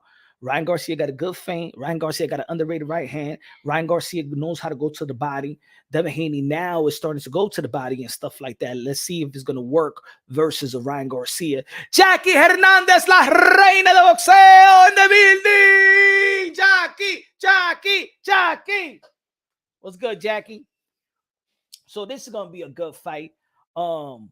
Again, we're going to be talking about this fight until the fight happens every day. So let's move on to this subject. Of course. Shakur Stevenson and Gervonta Tank Davis going at it. And Gervonta Tank Davis tweeted this also. I ain't put it in the screen, but this is the mentality of why Gervonta Tank Davis I don't believe is ever going to. This is the reason why Gervonta Tank Davis ain't never really gonna go and really, what you call it? He's never gonna test himself. The problem is that a lot of credible pound for pound lists got him on the pound for pound. He's a junior varsity belt holder. He doesn't dare to be great. He's not striving to do that. He don't give a damn about it, right? And people that actually do get snubbed, people that actually do get overlooked by Gervonta Tank Davis and credible opinions, people in pound for pound panelists that they got the power of the pen to become they got the power of the pen to put these guys in the pound for pound list. You feel me? Got him over. Shakur Stevenson is a 3-division world champion, right? Got him over Teofimo Lopez at a 2-division lineal champion. So Gervonta Tank Davis is looking at these people like, why do I have to challenge myself? They already got me on the pound for pound list over Shakur Stevenson, over Teofimo Lopez. These guys are doing a lot of legacy work. Why I gotta do it? I already get more respect than them. I sell more than them. I put more butts in the seats than them. You feel me? I didn't even got to fight them, and I'm already better than them. He ain't never gonna fight nobody because ain't nobody credible putting the type of person that Gervonta Tank Davis to do that. Gervonta Tank Davis easily said this. Hold on. And he tweeted this as well. He said, give me 1 second. He said, I'm 29 and I have more money than the whole 135, 140, 147 put together. So you put him on the pound for pound list. He's least accomplished more than these guys. You put him over them and he's getting more money. It's no pressure for Gervonta Tank Davis to actually dare to be great. Daring to be great for Gervonta Tank Davis is saying daring to be stupid. At this point, daring to be, he's almost a 30-year-old prospect. Yes, he is. Yes, he is. And by saying all of that, that doesn't mean that Gervonta Tank Davis, if he fights all these guys, can't beat him. Gervonta Tank Davis could be the favorites versus Shakur Stevenson, could be the favorite versus Devin Haney, could be the favorite versus T.O. You could put him as a favorite. He has the skills and talent to actually come up with the win. Not necessarily going to think that he's going to beat all of these guys, but he has the skills and talent. We know he got the skills and talent to compete at the highest level. We know he has the skills and talent to compete versus Shakur Stevenson, Devin the Dream Haney, Pitbull Cruz again, Teofimo Lopez. We know they know. Forget about what we know. They know that he got the skills and talent. These guys came up while he's the senior. He's the senior. These guys are the freshmen in high school. Put it that way. Well, he got 3 years over these guys. But Gervonta Tank Davis, because of the money that he's getting, because of the accolades of what he's getting by pundits in the sport of boxing, they got the power of the pen to put you in the Hall of Fame, that got him on the pound for pound list over these guys, is the reason we're giving him the nod. Yeah, you don't got to fight him, Gervonta Tank Davis. You're still better. You're on my pound for pound list no matter what.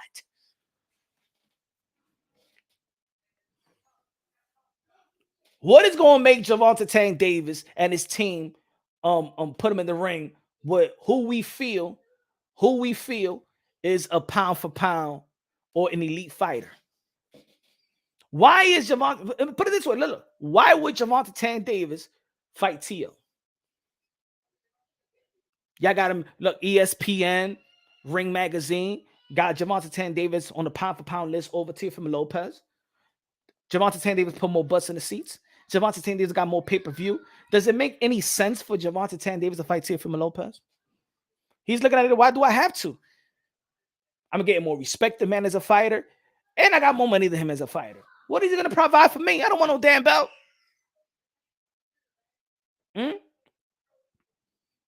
We're giving him that type of leeway because we're giving him some extra credit.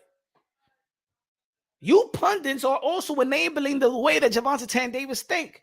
You guys that got credible pound for pound lists. I could do a pound for pound list too, but I'm only punch run boxing. You guys got the power of the pen. You guys already celebrating Gervonta. Look, Bernard Hopkins said that Gervonta Tank Davis is pound for pound number one. Bernard Hopkins said that.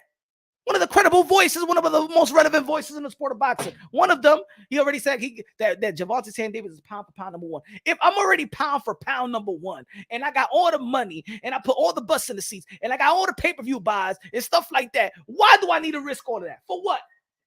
Think about it. He can't dare to be great because he can't be dare to be stupid. It makes no sense now. The boxing community, the people that have those credible voices, credible opinions, the power of the pen, is the reason why Gervonta Tank Davis is not daring. What we deem dare to be great is not. He's not daring to be great because he don't have to dare to be great. He's getting credit like he's dare to be great. Take him out the pound for pound list. What is he doing there? What is Gervonta Tank Davis doing in anybody's pound for pound list? What is he doing? Who is he beating? We're actually disrespecting the guys that actually wants to be on the pound for pound list. That's doing things to be on the pound for pound list. Huh? Teofimo Lopez went to the 140-pound division to face Josh Taylor, the undisputed champion of the world. Devin Haney went to move to the 140-pound division to fight Regis Prograis, the former and the current belt holder at the time.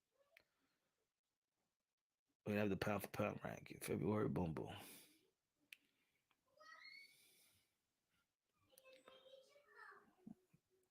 We got Terrence Crawford, number 1. Now, Uwe, number 2. Alexander, number 3. Canelo Alvarez, number 4. Dimitri Bivol, number 5. Devin Haney, number 6. Number 7, Artur Beterbiev. Gervonta Tan Davis, number 8. Shakur Stevenson, number 9. And Tyson Fury, number 10. Look at this. Look at this. Look at this. Look at this. Shakur, number 9, and 8, Gervonta Tan Davis. If I was, why do I got to good look down on you? What I got to look down to you, Shakur Stevenson, to give you a title shot? Shakur Stevenson, the 3-division world champion, holding real belts, world titles, lineal title. Huh? Gervonta Tan Davis got a regular WBA belt and on the pound for pound list. Let me go through this damn pound for pound list. Look at what these guys have done to be on the pound for pound list. Terrence Crawford, number 1 in the ESPN pound for pound list, even though I got him at number 2 and I got Naoya Inoue number 1, right? Terrence Crawford, 3-division world champion, 2-division undisputed. Naoya Inoue, a 4-division world champion and 2-division undisputed. Alexander Usyk, an undisputed world champion in the cruiserweight division, a unified title, and going to be fighting for the undisputed in the heavyweight division. Canelo Alvarez, the 4-division world champion, one of the, I believe, the best resume in the sport of boxing of this young generation. Canelo Alvarez, the 4-division world champion, super middleweight undisputed, aka King Nello, aka Cartelo, aka Cash Nello, aka Payday, aka get the fuck out of here, man. Dimitri Bivol got the WBA strap, but beat Canelo Alvarez, being Ramirez, that is a cruiserweight champion of the world right now. Suldo Ramirez, who else he beat? Gonna be fighting Beterbiev, the undisputed, for the undisputed light heavyweight title, right? Devin the Dream Haney, 2-division world champion, undisputed in 135 and holding the WBC strap in 140-pound division. Artur Beterbiev holding 3 belts, annihilating everybody that puts in front of him at the elite level and stuff like that. Got 3 straps, and right now the number 1 fighter in the light heavyweight division. You got Gervonta Tan Davis holding the WBA regular, the junior varsity belt. You got Shakur Stevenson, the 3-division world champion. You got a Tyson Fury, a lineal champion, the heavyweight division and stuff like that. Beat Klitschko, beat Deontay Wilder 2 times and stuff like that. The WBC holder and fighting for the undisputed world championship of the world. In this list, does it make sense to have Gervonta Tan Davis? In the list of this pound for pound and the accomplishment of these fighters, does it make sense to put Gervonta Tan Davis? That the best winner of Gervonta Tan Davis is damn Jose Pedraza. This is the reason why Gervonta Tan Davis don't need to fight nobody. You already giving this guy the credit. I don't need to fight you. You're good. You're good. Don't worry about it. You're good. You don't got to come to class. Can you imagine if your teacher would have told you in high school, right? Hey, don't worry. I got you. I'm going to give you with a pad. Don't. You don't need to come to class. Don't come to class. I'm going to give you a 95 and stuff like that. And this pound for pound, look at the accomplishments these fighters need to do to get the damn respect that they deserve, that they have earned. And this guy no hace nada, mi hermano, nada. Y usted lo ponen in the pound for pound list. Es droga que está fumando, es fentanyl. He's sniffing out all the fentanyls in the world. All you people who put Gervonta Tan Davis on the pound for pound list, ustedes play wet willies up your butthole. Porque no hace sentido. It doesn't make any sense. Does not make any sense to put Gervonta. I'm not saying that Gervonta Tan Davis skillfully is one of my favorite fighters. Skillfully is one of my favorite fighters. But I'm not going to put him on the pound for pound list. I can't disrespect those who's putting in work. They don't even got Teofimo Lopez on the pound for pound list. You telling me the 2-division world champion, 2-time lineal? They didn't even have Jermell Charlo on the pound for pound list. Undisputed 154. Oh, because you lost to Canelo Alvarez, that moved up 2 division up to fight Canelo Alvarez. You take him off the pound for pound list for fighting Canelo Alvarez? Did you take Canelo Alvarez off the list when he lost to Bivol? How this? He ran through his division. I don't give a damn how you feel about Jermell Charlo. Jermell Charlo ran through his division. Ran through his division. Charles Hatley, Trout, Rosado, Castaño, Harrison.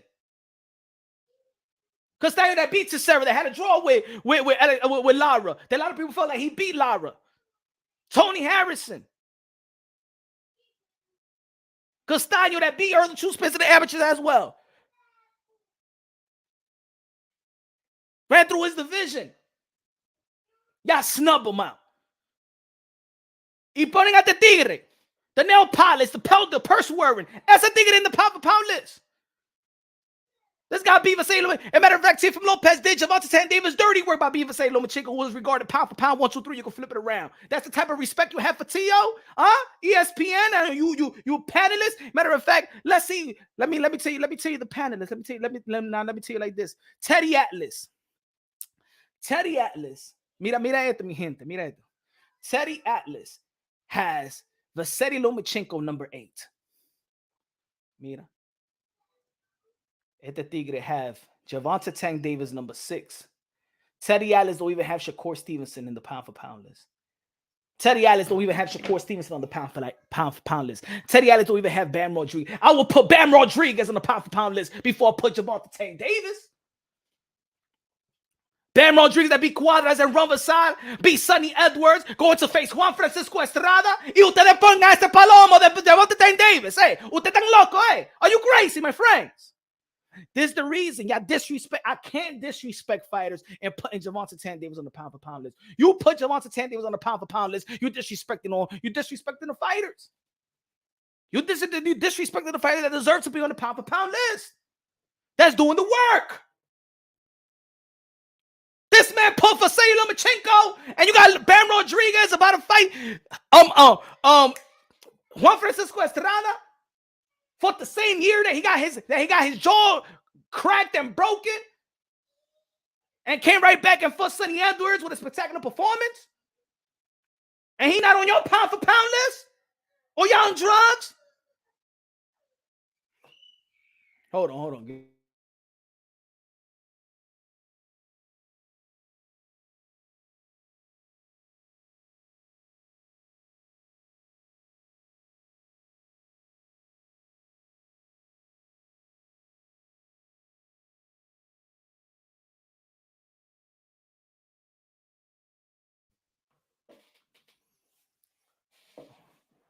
How about the other list? Nah. This is your credible people. Punch on boxing don't nothing. Punch don't know nothing. I'm only a drunkie. I'm only a drunkie. Teddy Atlas is your Bible. Teddy Atlas is your Bible.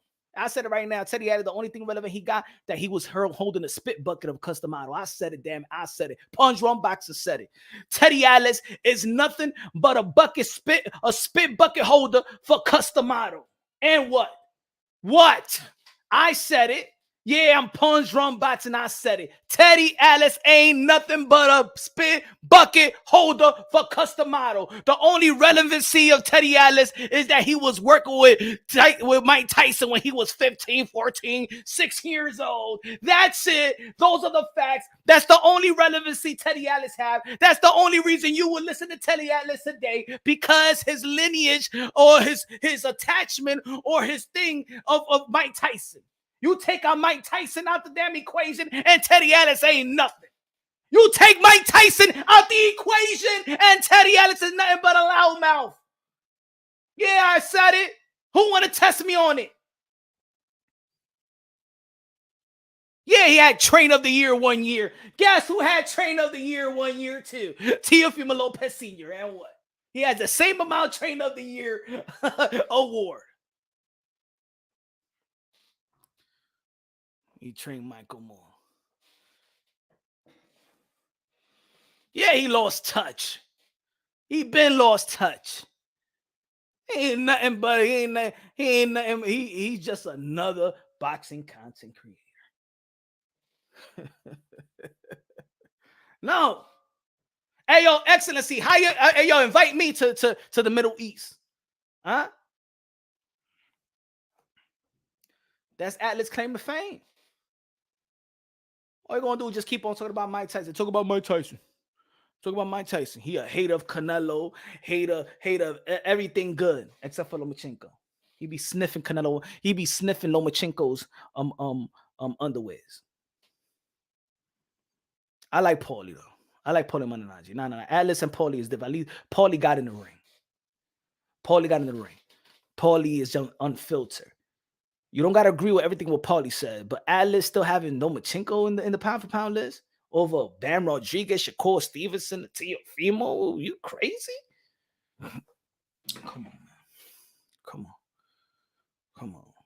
What about this one?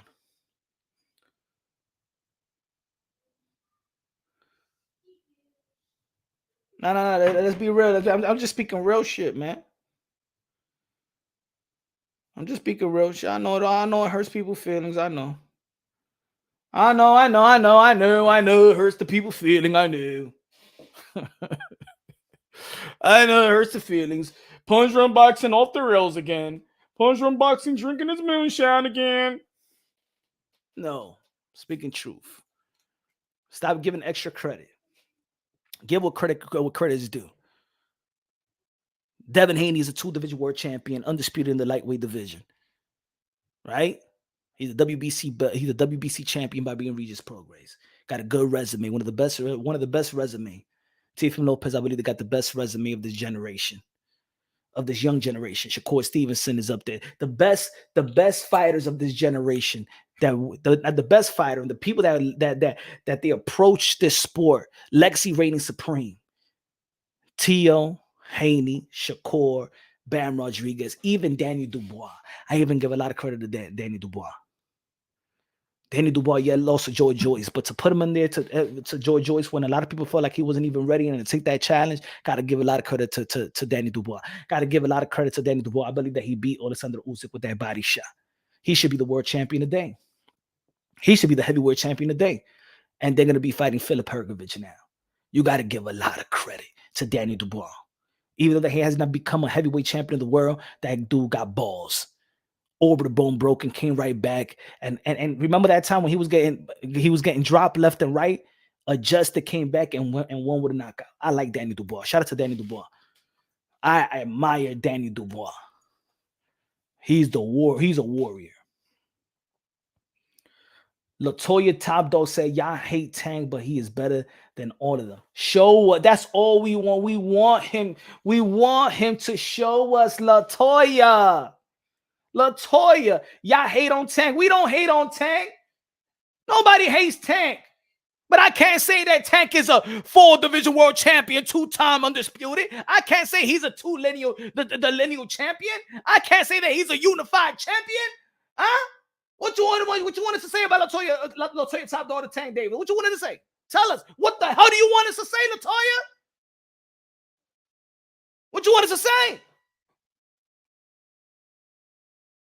He's a 3-division world champion, huh? You want me to sound dumb like Jim Gray? So Jim Gray, Gervonta Tank Davis, you now have tied Oscar De La Hoya, Floyd Mayweather, and Manny Pacquiao as one of the youngest 3-division. You a liar. Floyd Mayweather got to listen to that disrespect in front of him that time. Don't disrespect Floyd Mayweather like that. Don't disrespect Oscar De La Hoya like that. Don't disrespect Oscar De La Hoya like that. Don't you ever put him in the same sense as you, Jim Gray. I don't give a damn if you a Hall of Fame. You old heads got to get the shit. I got to get out of the sport of boxing. That's why they don't give you a board punch on boxing, no media credentials. I'm just too real. They want people. They want people in boxing to be your independent contractor, your independent promoter. They don't want you to do media work. They don't want you to keep it real. They just say that he's the best. Going to disrespect. You're the youngest 3-division world champion. Don't disrespect Floyd Mayweather like that, Jim Gray. What's good, Albert in the building? What's good, Albert? Why are you so hell-bent in disrespecting people like that? Why are they so hell-bent disrespecting legends like that? And then the legendary fighters, y'all disrespect yourselves too. Leading up to the Gervonta Tank Davis and Ryan Garcia fight, y'all saying that belts don't matter. If belts is what keeps you relevant and keeps your name buzzing, is your defenses, Bernard Hopkins, that has kept your legacy intact and kept your legacy and kept the people talking about you, Bernard Hopkins, to today. Floyd Mayweather said the other day, belts don't matter. What you mean belts don't matter? Every time you get a chance to interview, you say that you have beaten more world champions. How can you say that belts don't matter? Because your boy don't got none? Because your boy got none. Now belts don't matter. But if Devin Haney was your fighter and Tio was your fighter, you'll be singing another tune. You guys will downplay just to sell one fight. And that's the pathetic part of it. You would downplay legacy, legend, that legendary shit, good shit, to promote one fight, and then that fight is done. And then what else? That's why I said that Gervonta Davis versus Ryan Garcia was more for the sport of boxing. It wasn't for them. It was for us. For us, meaning that when a lot of people were saying that boxing is dying, it bring eyeballs to the sport of boxing. And the year 2023, you got to give a lot of credit to PBC, TGB, Showtime for having a great 2023 year, and it has sustained the momentum with Golden Boy Promotions this year, starting off everything. You know what I'm saying? They really set the tone of 2024. The excellency has made his mark, right, and is making his mark in a big way as well. Pause. You feel me? Eddie Hearn doing this thing. Shout out to Amanda Serrano versus Katie Taylor, going to be in the co-main event of Jake Paul versus Mike Tyson. Hell of a move. Netflix entering the sport of boxing. Shout out to Jake Paul. Shout out to Most Valuable Promotion, doing a hell of a job and paying fighters very, very well. American boxing needs Saudi facts. I wanted the excellency to come over here. Come over here, excellency. Do this shit over here. I want to see that shit too. I want to see if the excellency could pull it off. I think if he could pull this thing that he's pulling off, I think he could pull Canelo Alvarez versus David Benavidez co-main event, Teofimo Lopez versus Devin Haney, and then Gervonta Davis versus Shakur Stevenson, and Matias versus Pitbull Cruz on the same card. Let's go, excellency. How do I do it? Because you are real punch-drunk boxing, I would do it. The excellency would do it. That sounds like a good idea, my friend. I would give the American people and the boxing in the whole wide world, I would give it to you. I would give you Canelo versus David Benavidez. I would give it. In the co-main event, I would give Teofimo versus Devin Haney. I would give it. I would put Gervonta Davis versus Shakur Stevenson. I would give it the same card one night. Good. I would the Puerto Rican man, Matias versus the Mexican Pitbull. I would give it 4 fights in the same card. I would do it. I love it. I love it. Smash that like button, ladies and gentlemen. Damn it, smash the like. Smash that like. Y'all listening to your boy on Twitter. Y'all listening to your boy on YouTube. Smash that like, baby. I would do it. But Mr. Gervonta Davis, don't you ever approach me with 2 Ferraris. You bitch ass nigger. Don't ever disrespect me. I would shove 2 Ferraris up yours, my friend. I got Ferraris like I'd have pennies under the damn sofa, motherfuckers. I'd forget where's my Ferraris. I'd pocket the 7-Eleven. I go somewhere else. I forgot. I get another Ferrari.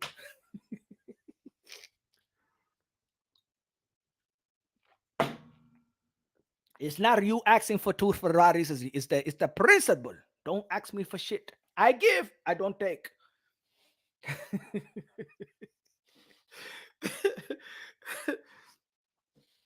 Shit. But hey, Deontay Wilder.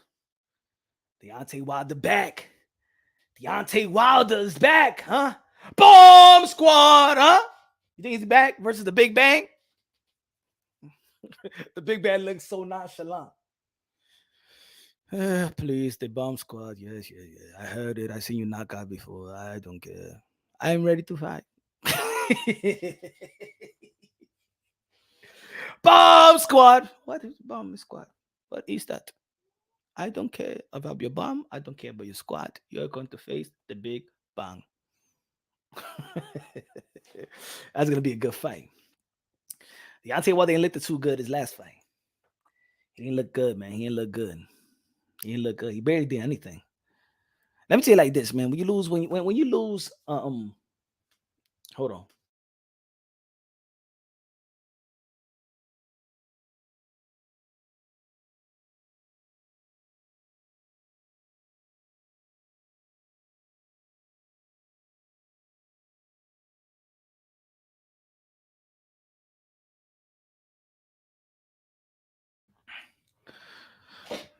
Let me say it like this, man. I like Deontay Wilder, but he ain't gonna find his killer instinct. Yo, look, when you lose it, man. Where you gonna find the killer instinct from? If you lost your killer instinct, where you gonna find it back? You ain't broke. What problems? What issues? What problems you going through? Once you lost your killer, I'm gonna tell you like this: Deontay Wilder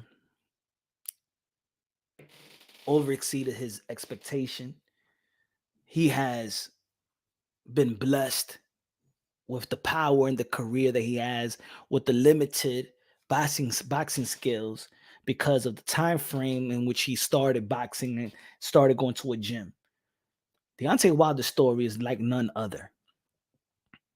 Deontay Wilder already became a champion when he got the type of money to take care of his daughter. Let's not forget that Deontay Wilder, he didn't walk into the professional boxing to become Muhammad Ali, Mike Tyson, Larry Holmes, Joe Louis. He didn't come to boxing to be one of the greatest. So for the things that for him accomplishing what he's already accomplished, it's like a cherry on top. But he ain't gonna find no killer instinct. The Big Bang don't give a damn about your killer. If you finding your killer instinct, the Big Bang is gonna get Deontay Wilder. Deontay Wilder was trying to box for the first time at the age of 38, 37, 38. He's not going to fight the killer instinct. Now you got a conscience, and that's what it is. See, there's one thing about fighters. There's certain fighters at there's certain stages when they don't got no conscience. They don't give a damn about how they lose. Do you remember when Mike Tyson said in the post-fight interview in his last fight, when he was paraphrasing, he thought he worry about how he looks. Look, you get to a certain stage that you start thinking like a Jermaine Ortiz. Jermaine Ortiz didn't want to win the fight. Jermaine Ortiz was thinking about that fashion show that he had several days after the fight. He had a fashion show. Yeah, he's into fashion. He's not worried about. He don't want to get scuffed up. He didn't want to win the world champion. He just wanted to say, you know what? I only came over here, give me my payday, and I survived 12 rounds, and that's it. I don't got no pressure. Tio got pressure. I don't got no pressure. All I got to do is survive 12 rounds, get my money, I'm out. And I got to get this fashion show on out here in New York City and Dominican Republic. He's not going to find his killer instinct. Just like when Keith Thurman said he lost his killer instinct, right? During the Manny Pacquiao fight, he said, I couldn't find my killer instinct. And then after the Mario Barrios, I couldn't find my killer instinct. He was not going to find that killer instinct versus Tim Tszyu. Now, I'm a fan of Keith Thurman. Yeah, I'm going to pump the fight. I'm going to support it, but he ain't going to find no killer instinct. That's it. You good. You good. Some of these fighters also been fighting since they was like, what, 10 years old, 7, 8 years old. Now they got money. And some of them are smart. They invest their money. Well, I'm going to get punched in the face. Well, I'm going to get my cheekbone cracked up, my jaw sealed. Well, I'm going to training camp again. Well, I'm going to get beat up in sparring because damn, I got to fight I got to fight to prepare for a fight. Yeah, I'll tell you why they're going to find no damn killer instinct. Now, he's going to have heart and he's going to have balls, but he ain't going to find that killer instinct. He's going to have heart. He's going to have balls to just step inside the ring to survive, because he did have heart versus Tyson Fury in that third fight, that trilogy. That's what I love that fight. And put it this way, and I'm still a Deontay Wilder fan. You know what I'm saying? I'm just realistic. You versus Joseph Parker, you know he didn't have it. Even if he was promised Anthony Joshua after the fight. He was promised Anthony Joshua after the fight and still didn't have the urgency. He was just there to collect that type of money and go back home. And that's what he's going to do versus the Big Bang. He's going to collect his money, go home, and work on his music. Go back to the studio.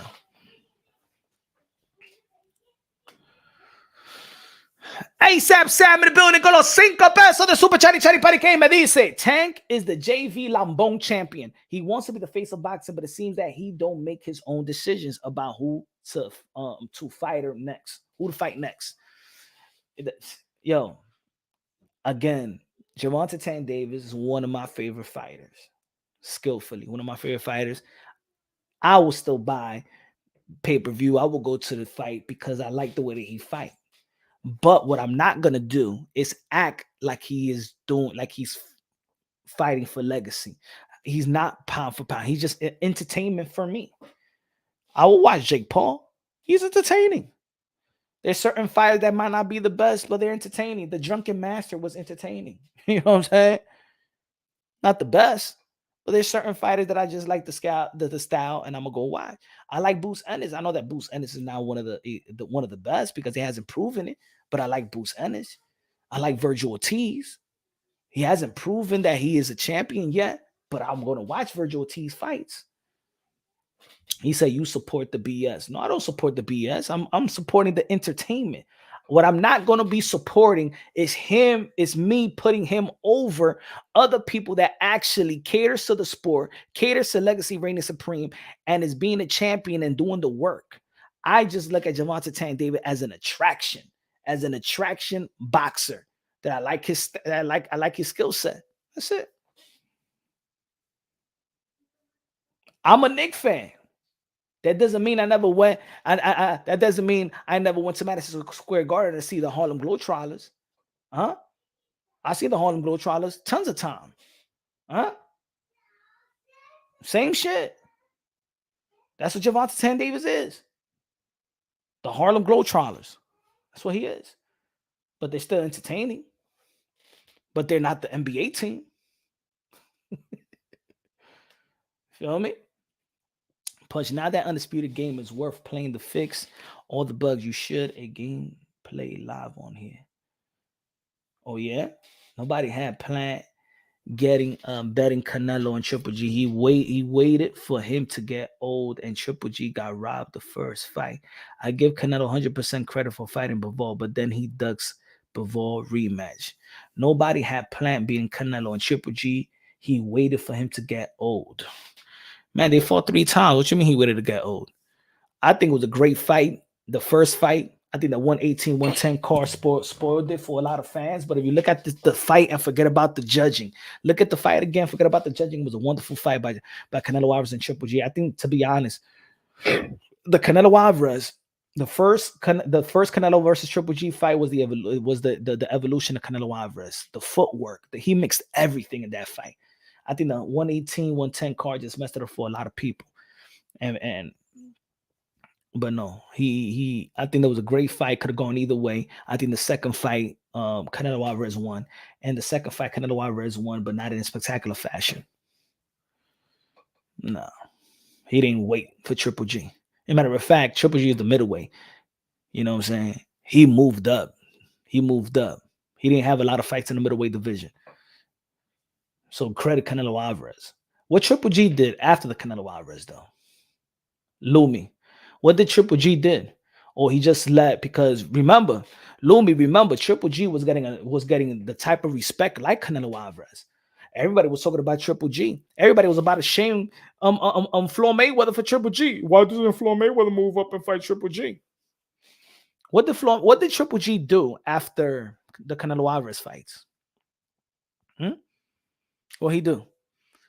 Why he sit around and let Canelo Alvarez in their era, Canelo Alvarez is doing all the work. Canelo Alvarez is the one that's moving up, doing all the work. What Triple G did?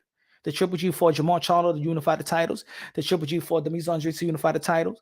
What the hell did Triple G did? Why Triple G get a pass? Why Triple G keeps getting a pass? He moved up from Canelo. Wait, I'm not a Triple. No, I'm just saying, like, what? I mean, we always people always got something to say about Canelo Alvarez, but Canelo Alvarez is a 4-division world champion, super middleweight, undisputed. What has Triple G done outside of Canelo Alvarez? What's his biggest win? Daniel Jacobs? Anybody? What's Triple G? Triple G is a great fighter, but Triple G has an overrated legacy. Triple G has an overrated legacy. Triple G has an overrated legacy. The way, or maybe they just give him a lot of extra credit. Or Triple G, once he got the Canelo Alvarez fight, that's all he worried about was Canelo. Just like everybody else, but everybody get flamed for it. He wanted payday. It was just not the Charlos and the Dre and the Dre's and the no. Triple G, while Canelo was doing all the work, Triple G was just saving himself for another Canelo Alvarez fight.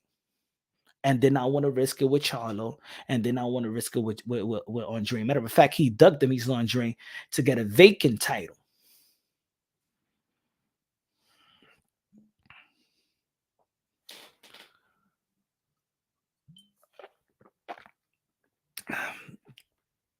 Lomi said, I said nothing but facts. I agree Triple G is overrated, but Canelo ducked him facts. Come on, that fight already happened twice. That's not a duck. That means he's wanting to fight him. How he ducked him.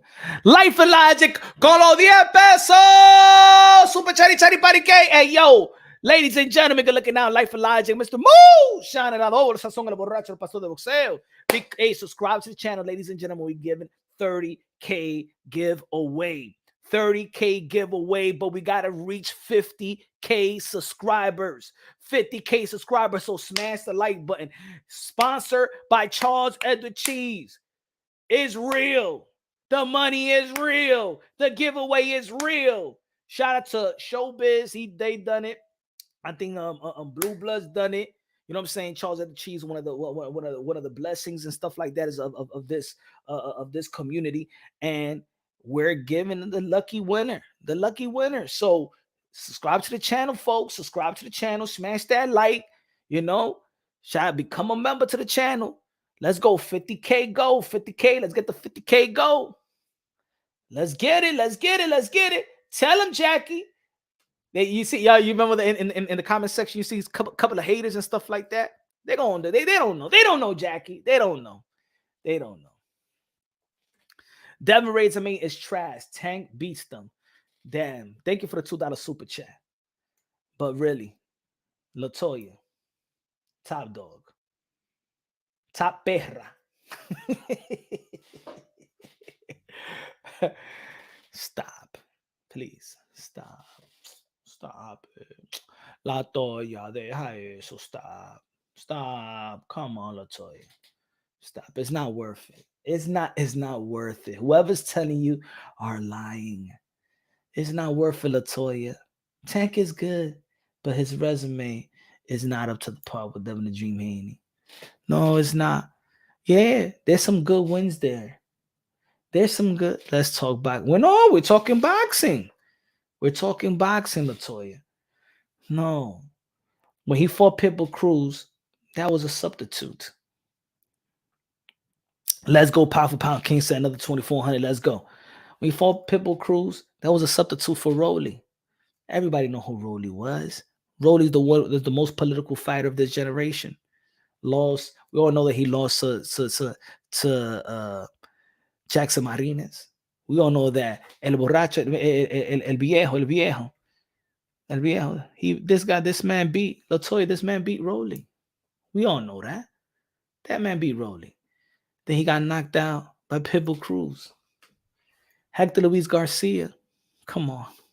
Hector Luis Garcia, the only thing he did was beat Chris Colbert. And he was a 9-day substitute as well. Now, Mario Barrios, I can say Mario Barrios aged well, but Latoya, Mario Barrios was on a rehydration clause. Ryan Garcia was in a rehydration clause.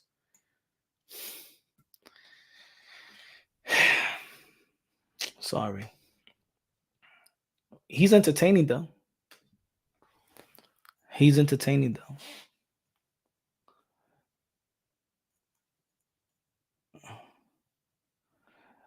Damn, Latoya, I would like to, but I usually turn off the live.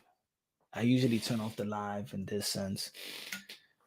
You know what I'm saying? At this time, I usually turn off the live. So I don't want it won't be a long debate. But Latoya, I promise you, tomorrow, I'll send the link. We're going all day. All night. But I usually around this time, because I want to finish. If it's a good debate, I want to finish a good debate. I promise you. Tomorrow. Right now, I usually turn the live right now. You know what I'm saying? But good looking out with a $2 super chat. But I got you tomorrow. Tomorrow I could do a 5-hour live. Cool. So you could tell me Because you could tell me how great his resume is, compared to his contemporaries. If Tank retires right now, he in the Hall of Fame.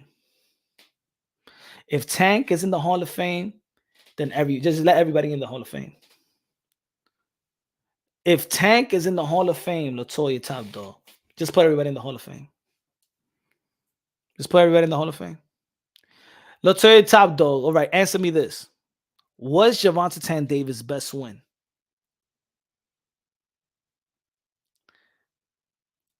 Was Gervonta Tank Davis' best legacy win?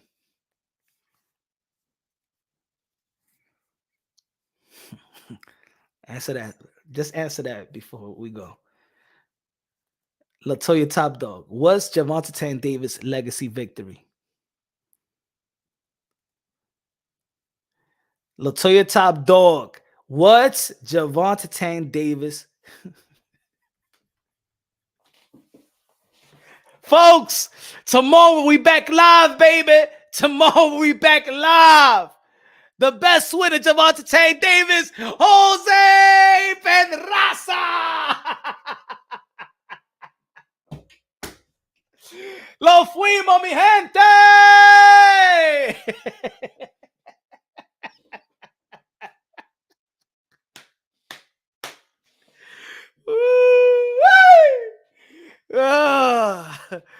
What an accomplishment.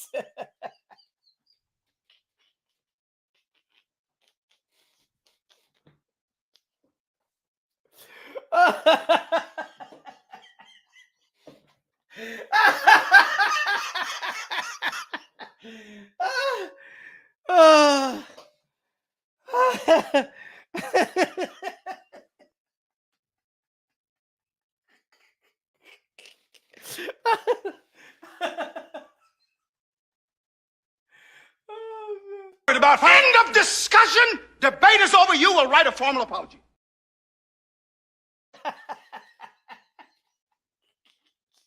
About end of discussion. Debate is over. You will write a formal apology.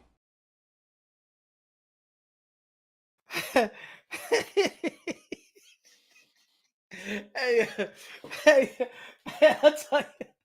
let's tell you. Oh man, well, let's tell you, see Tank Davis. 2 snaps, a twist, and a kiss.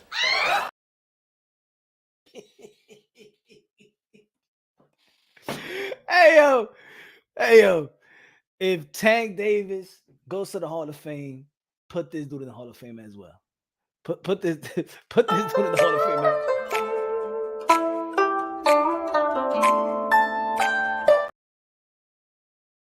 Tanky, get out of here. Stop. Come on. Stop, Latoya. No, I got this. Damn, Latoya left on that one. Jose Pedraza.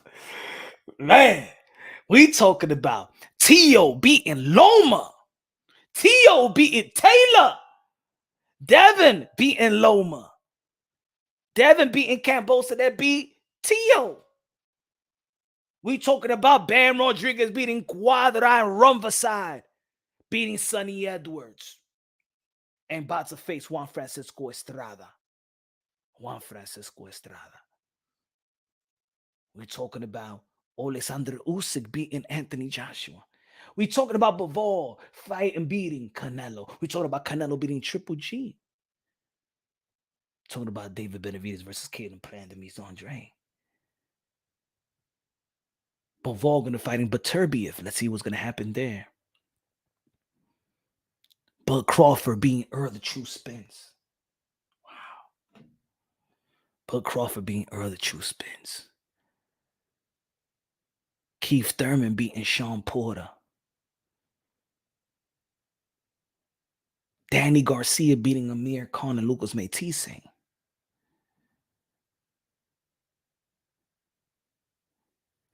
Toya said that Jose Pedraza is the legacy victory of Gervonta Tank Davis.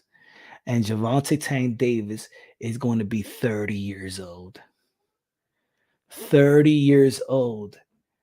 And the best win for Gervonta Tank Davis is Jose Pedraza.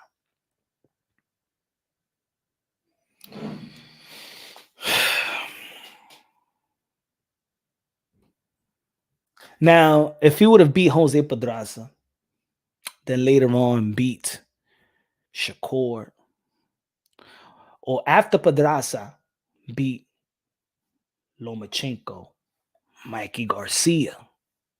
If he would have beat Pedraza, move up, beat Lomachenko, Mikey Garcia.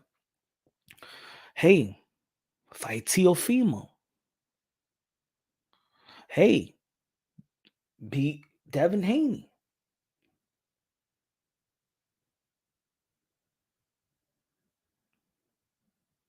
Jose Pedraza is all he's standing on. That's the legacy that he's standing on. Ali versus Frazier, Foreman, Archie Moore, Sonny Liston. And you talking about Hall of Fame. LaToya, you're talking about Hall of Fame. LaToya, you're talking about Hall of Fame.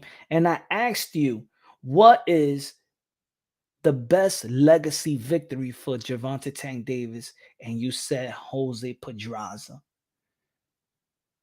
And you're saying he's going to the Hall of Fame. And that's his biggest victory, Jose Pedraza. Ladies and gentlemen, I don't know what else to say. Vio la droga que está usando la gente, la droga. A vender la droga. But anyway, ladies and gentlemen, y'all, tomorrow we'll be back at the same time. You already know, man. Good looking out for the people that were supporting the channel. Smash the like button, become a member to the channel, become a subscriber to the channel. Y'all already know everything. God bless you, LaToya, and everybody in the chat. God bless all the members. God bless everybody. God bless all the fighters, the modern day warriors, modern day gladiators, the one that put their life on the line for pure entertainment. Y'all already know tomorrow we back at it. We gonna flame. We flaming people. It's gonna be an epic show. We're gonna get a special guest tomorrow. Special guest. Love y'all. God bless. And on to the next.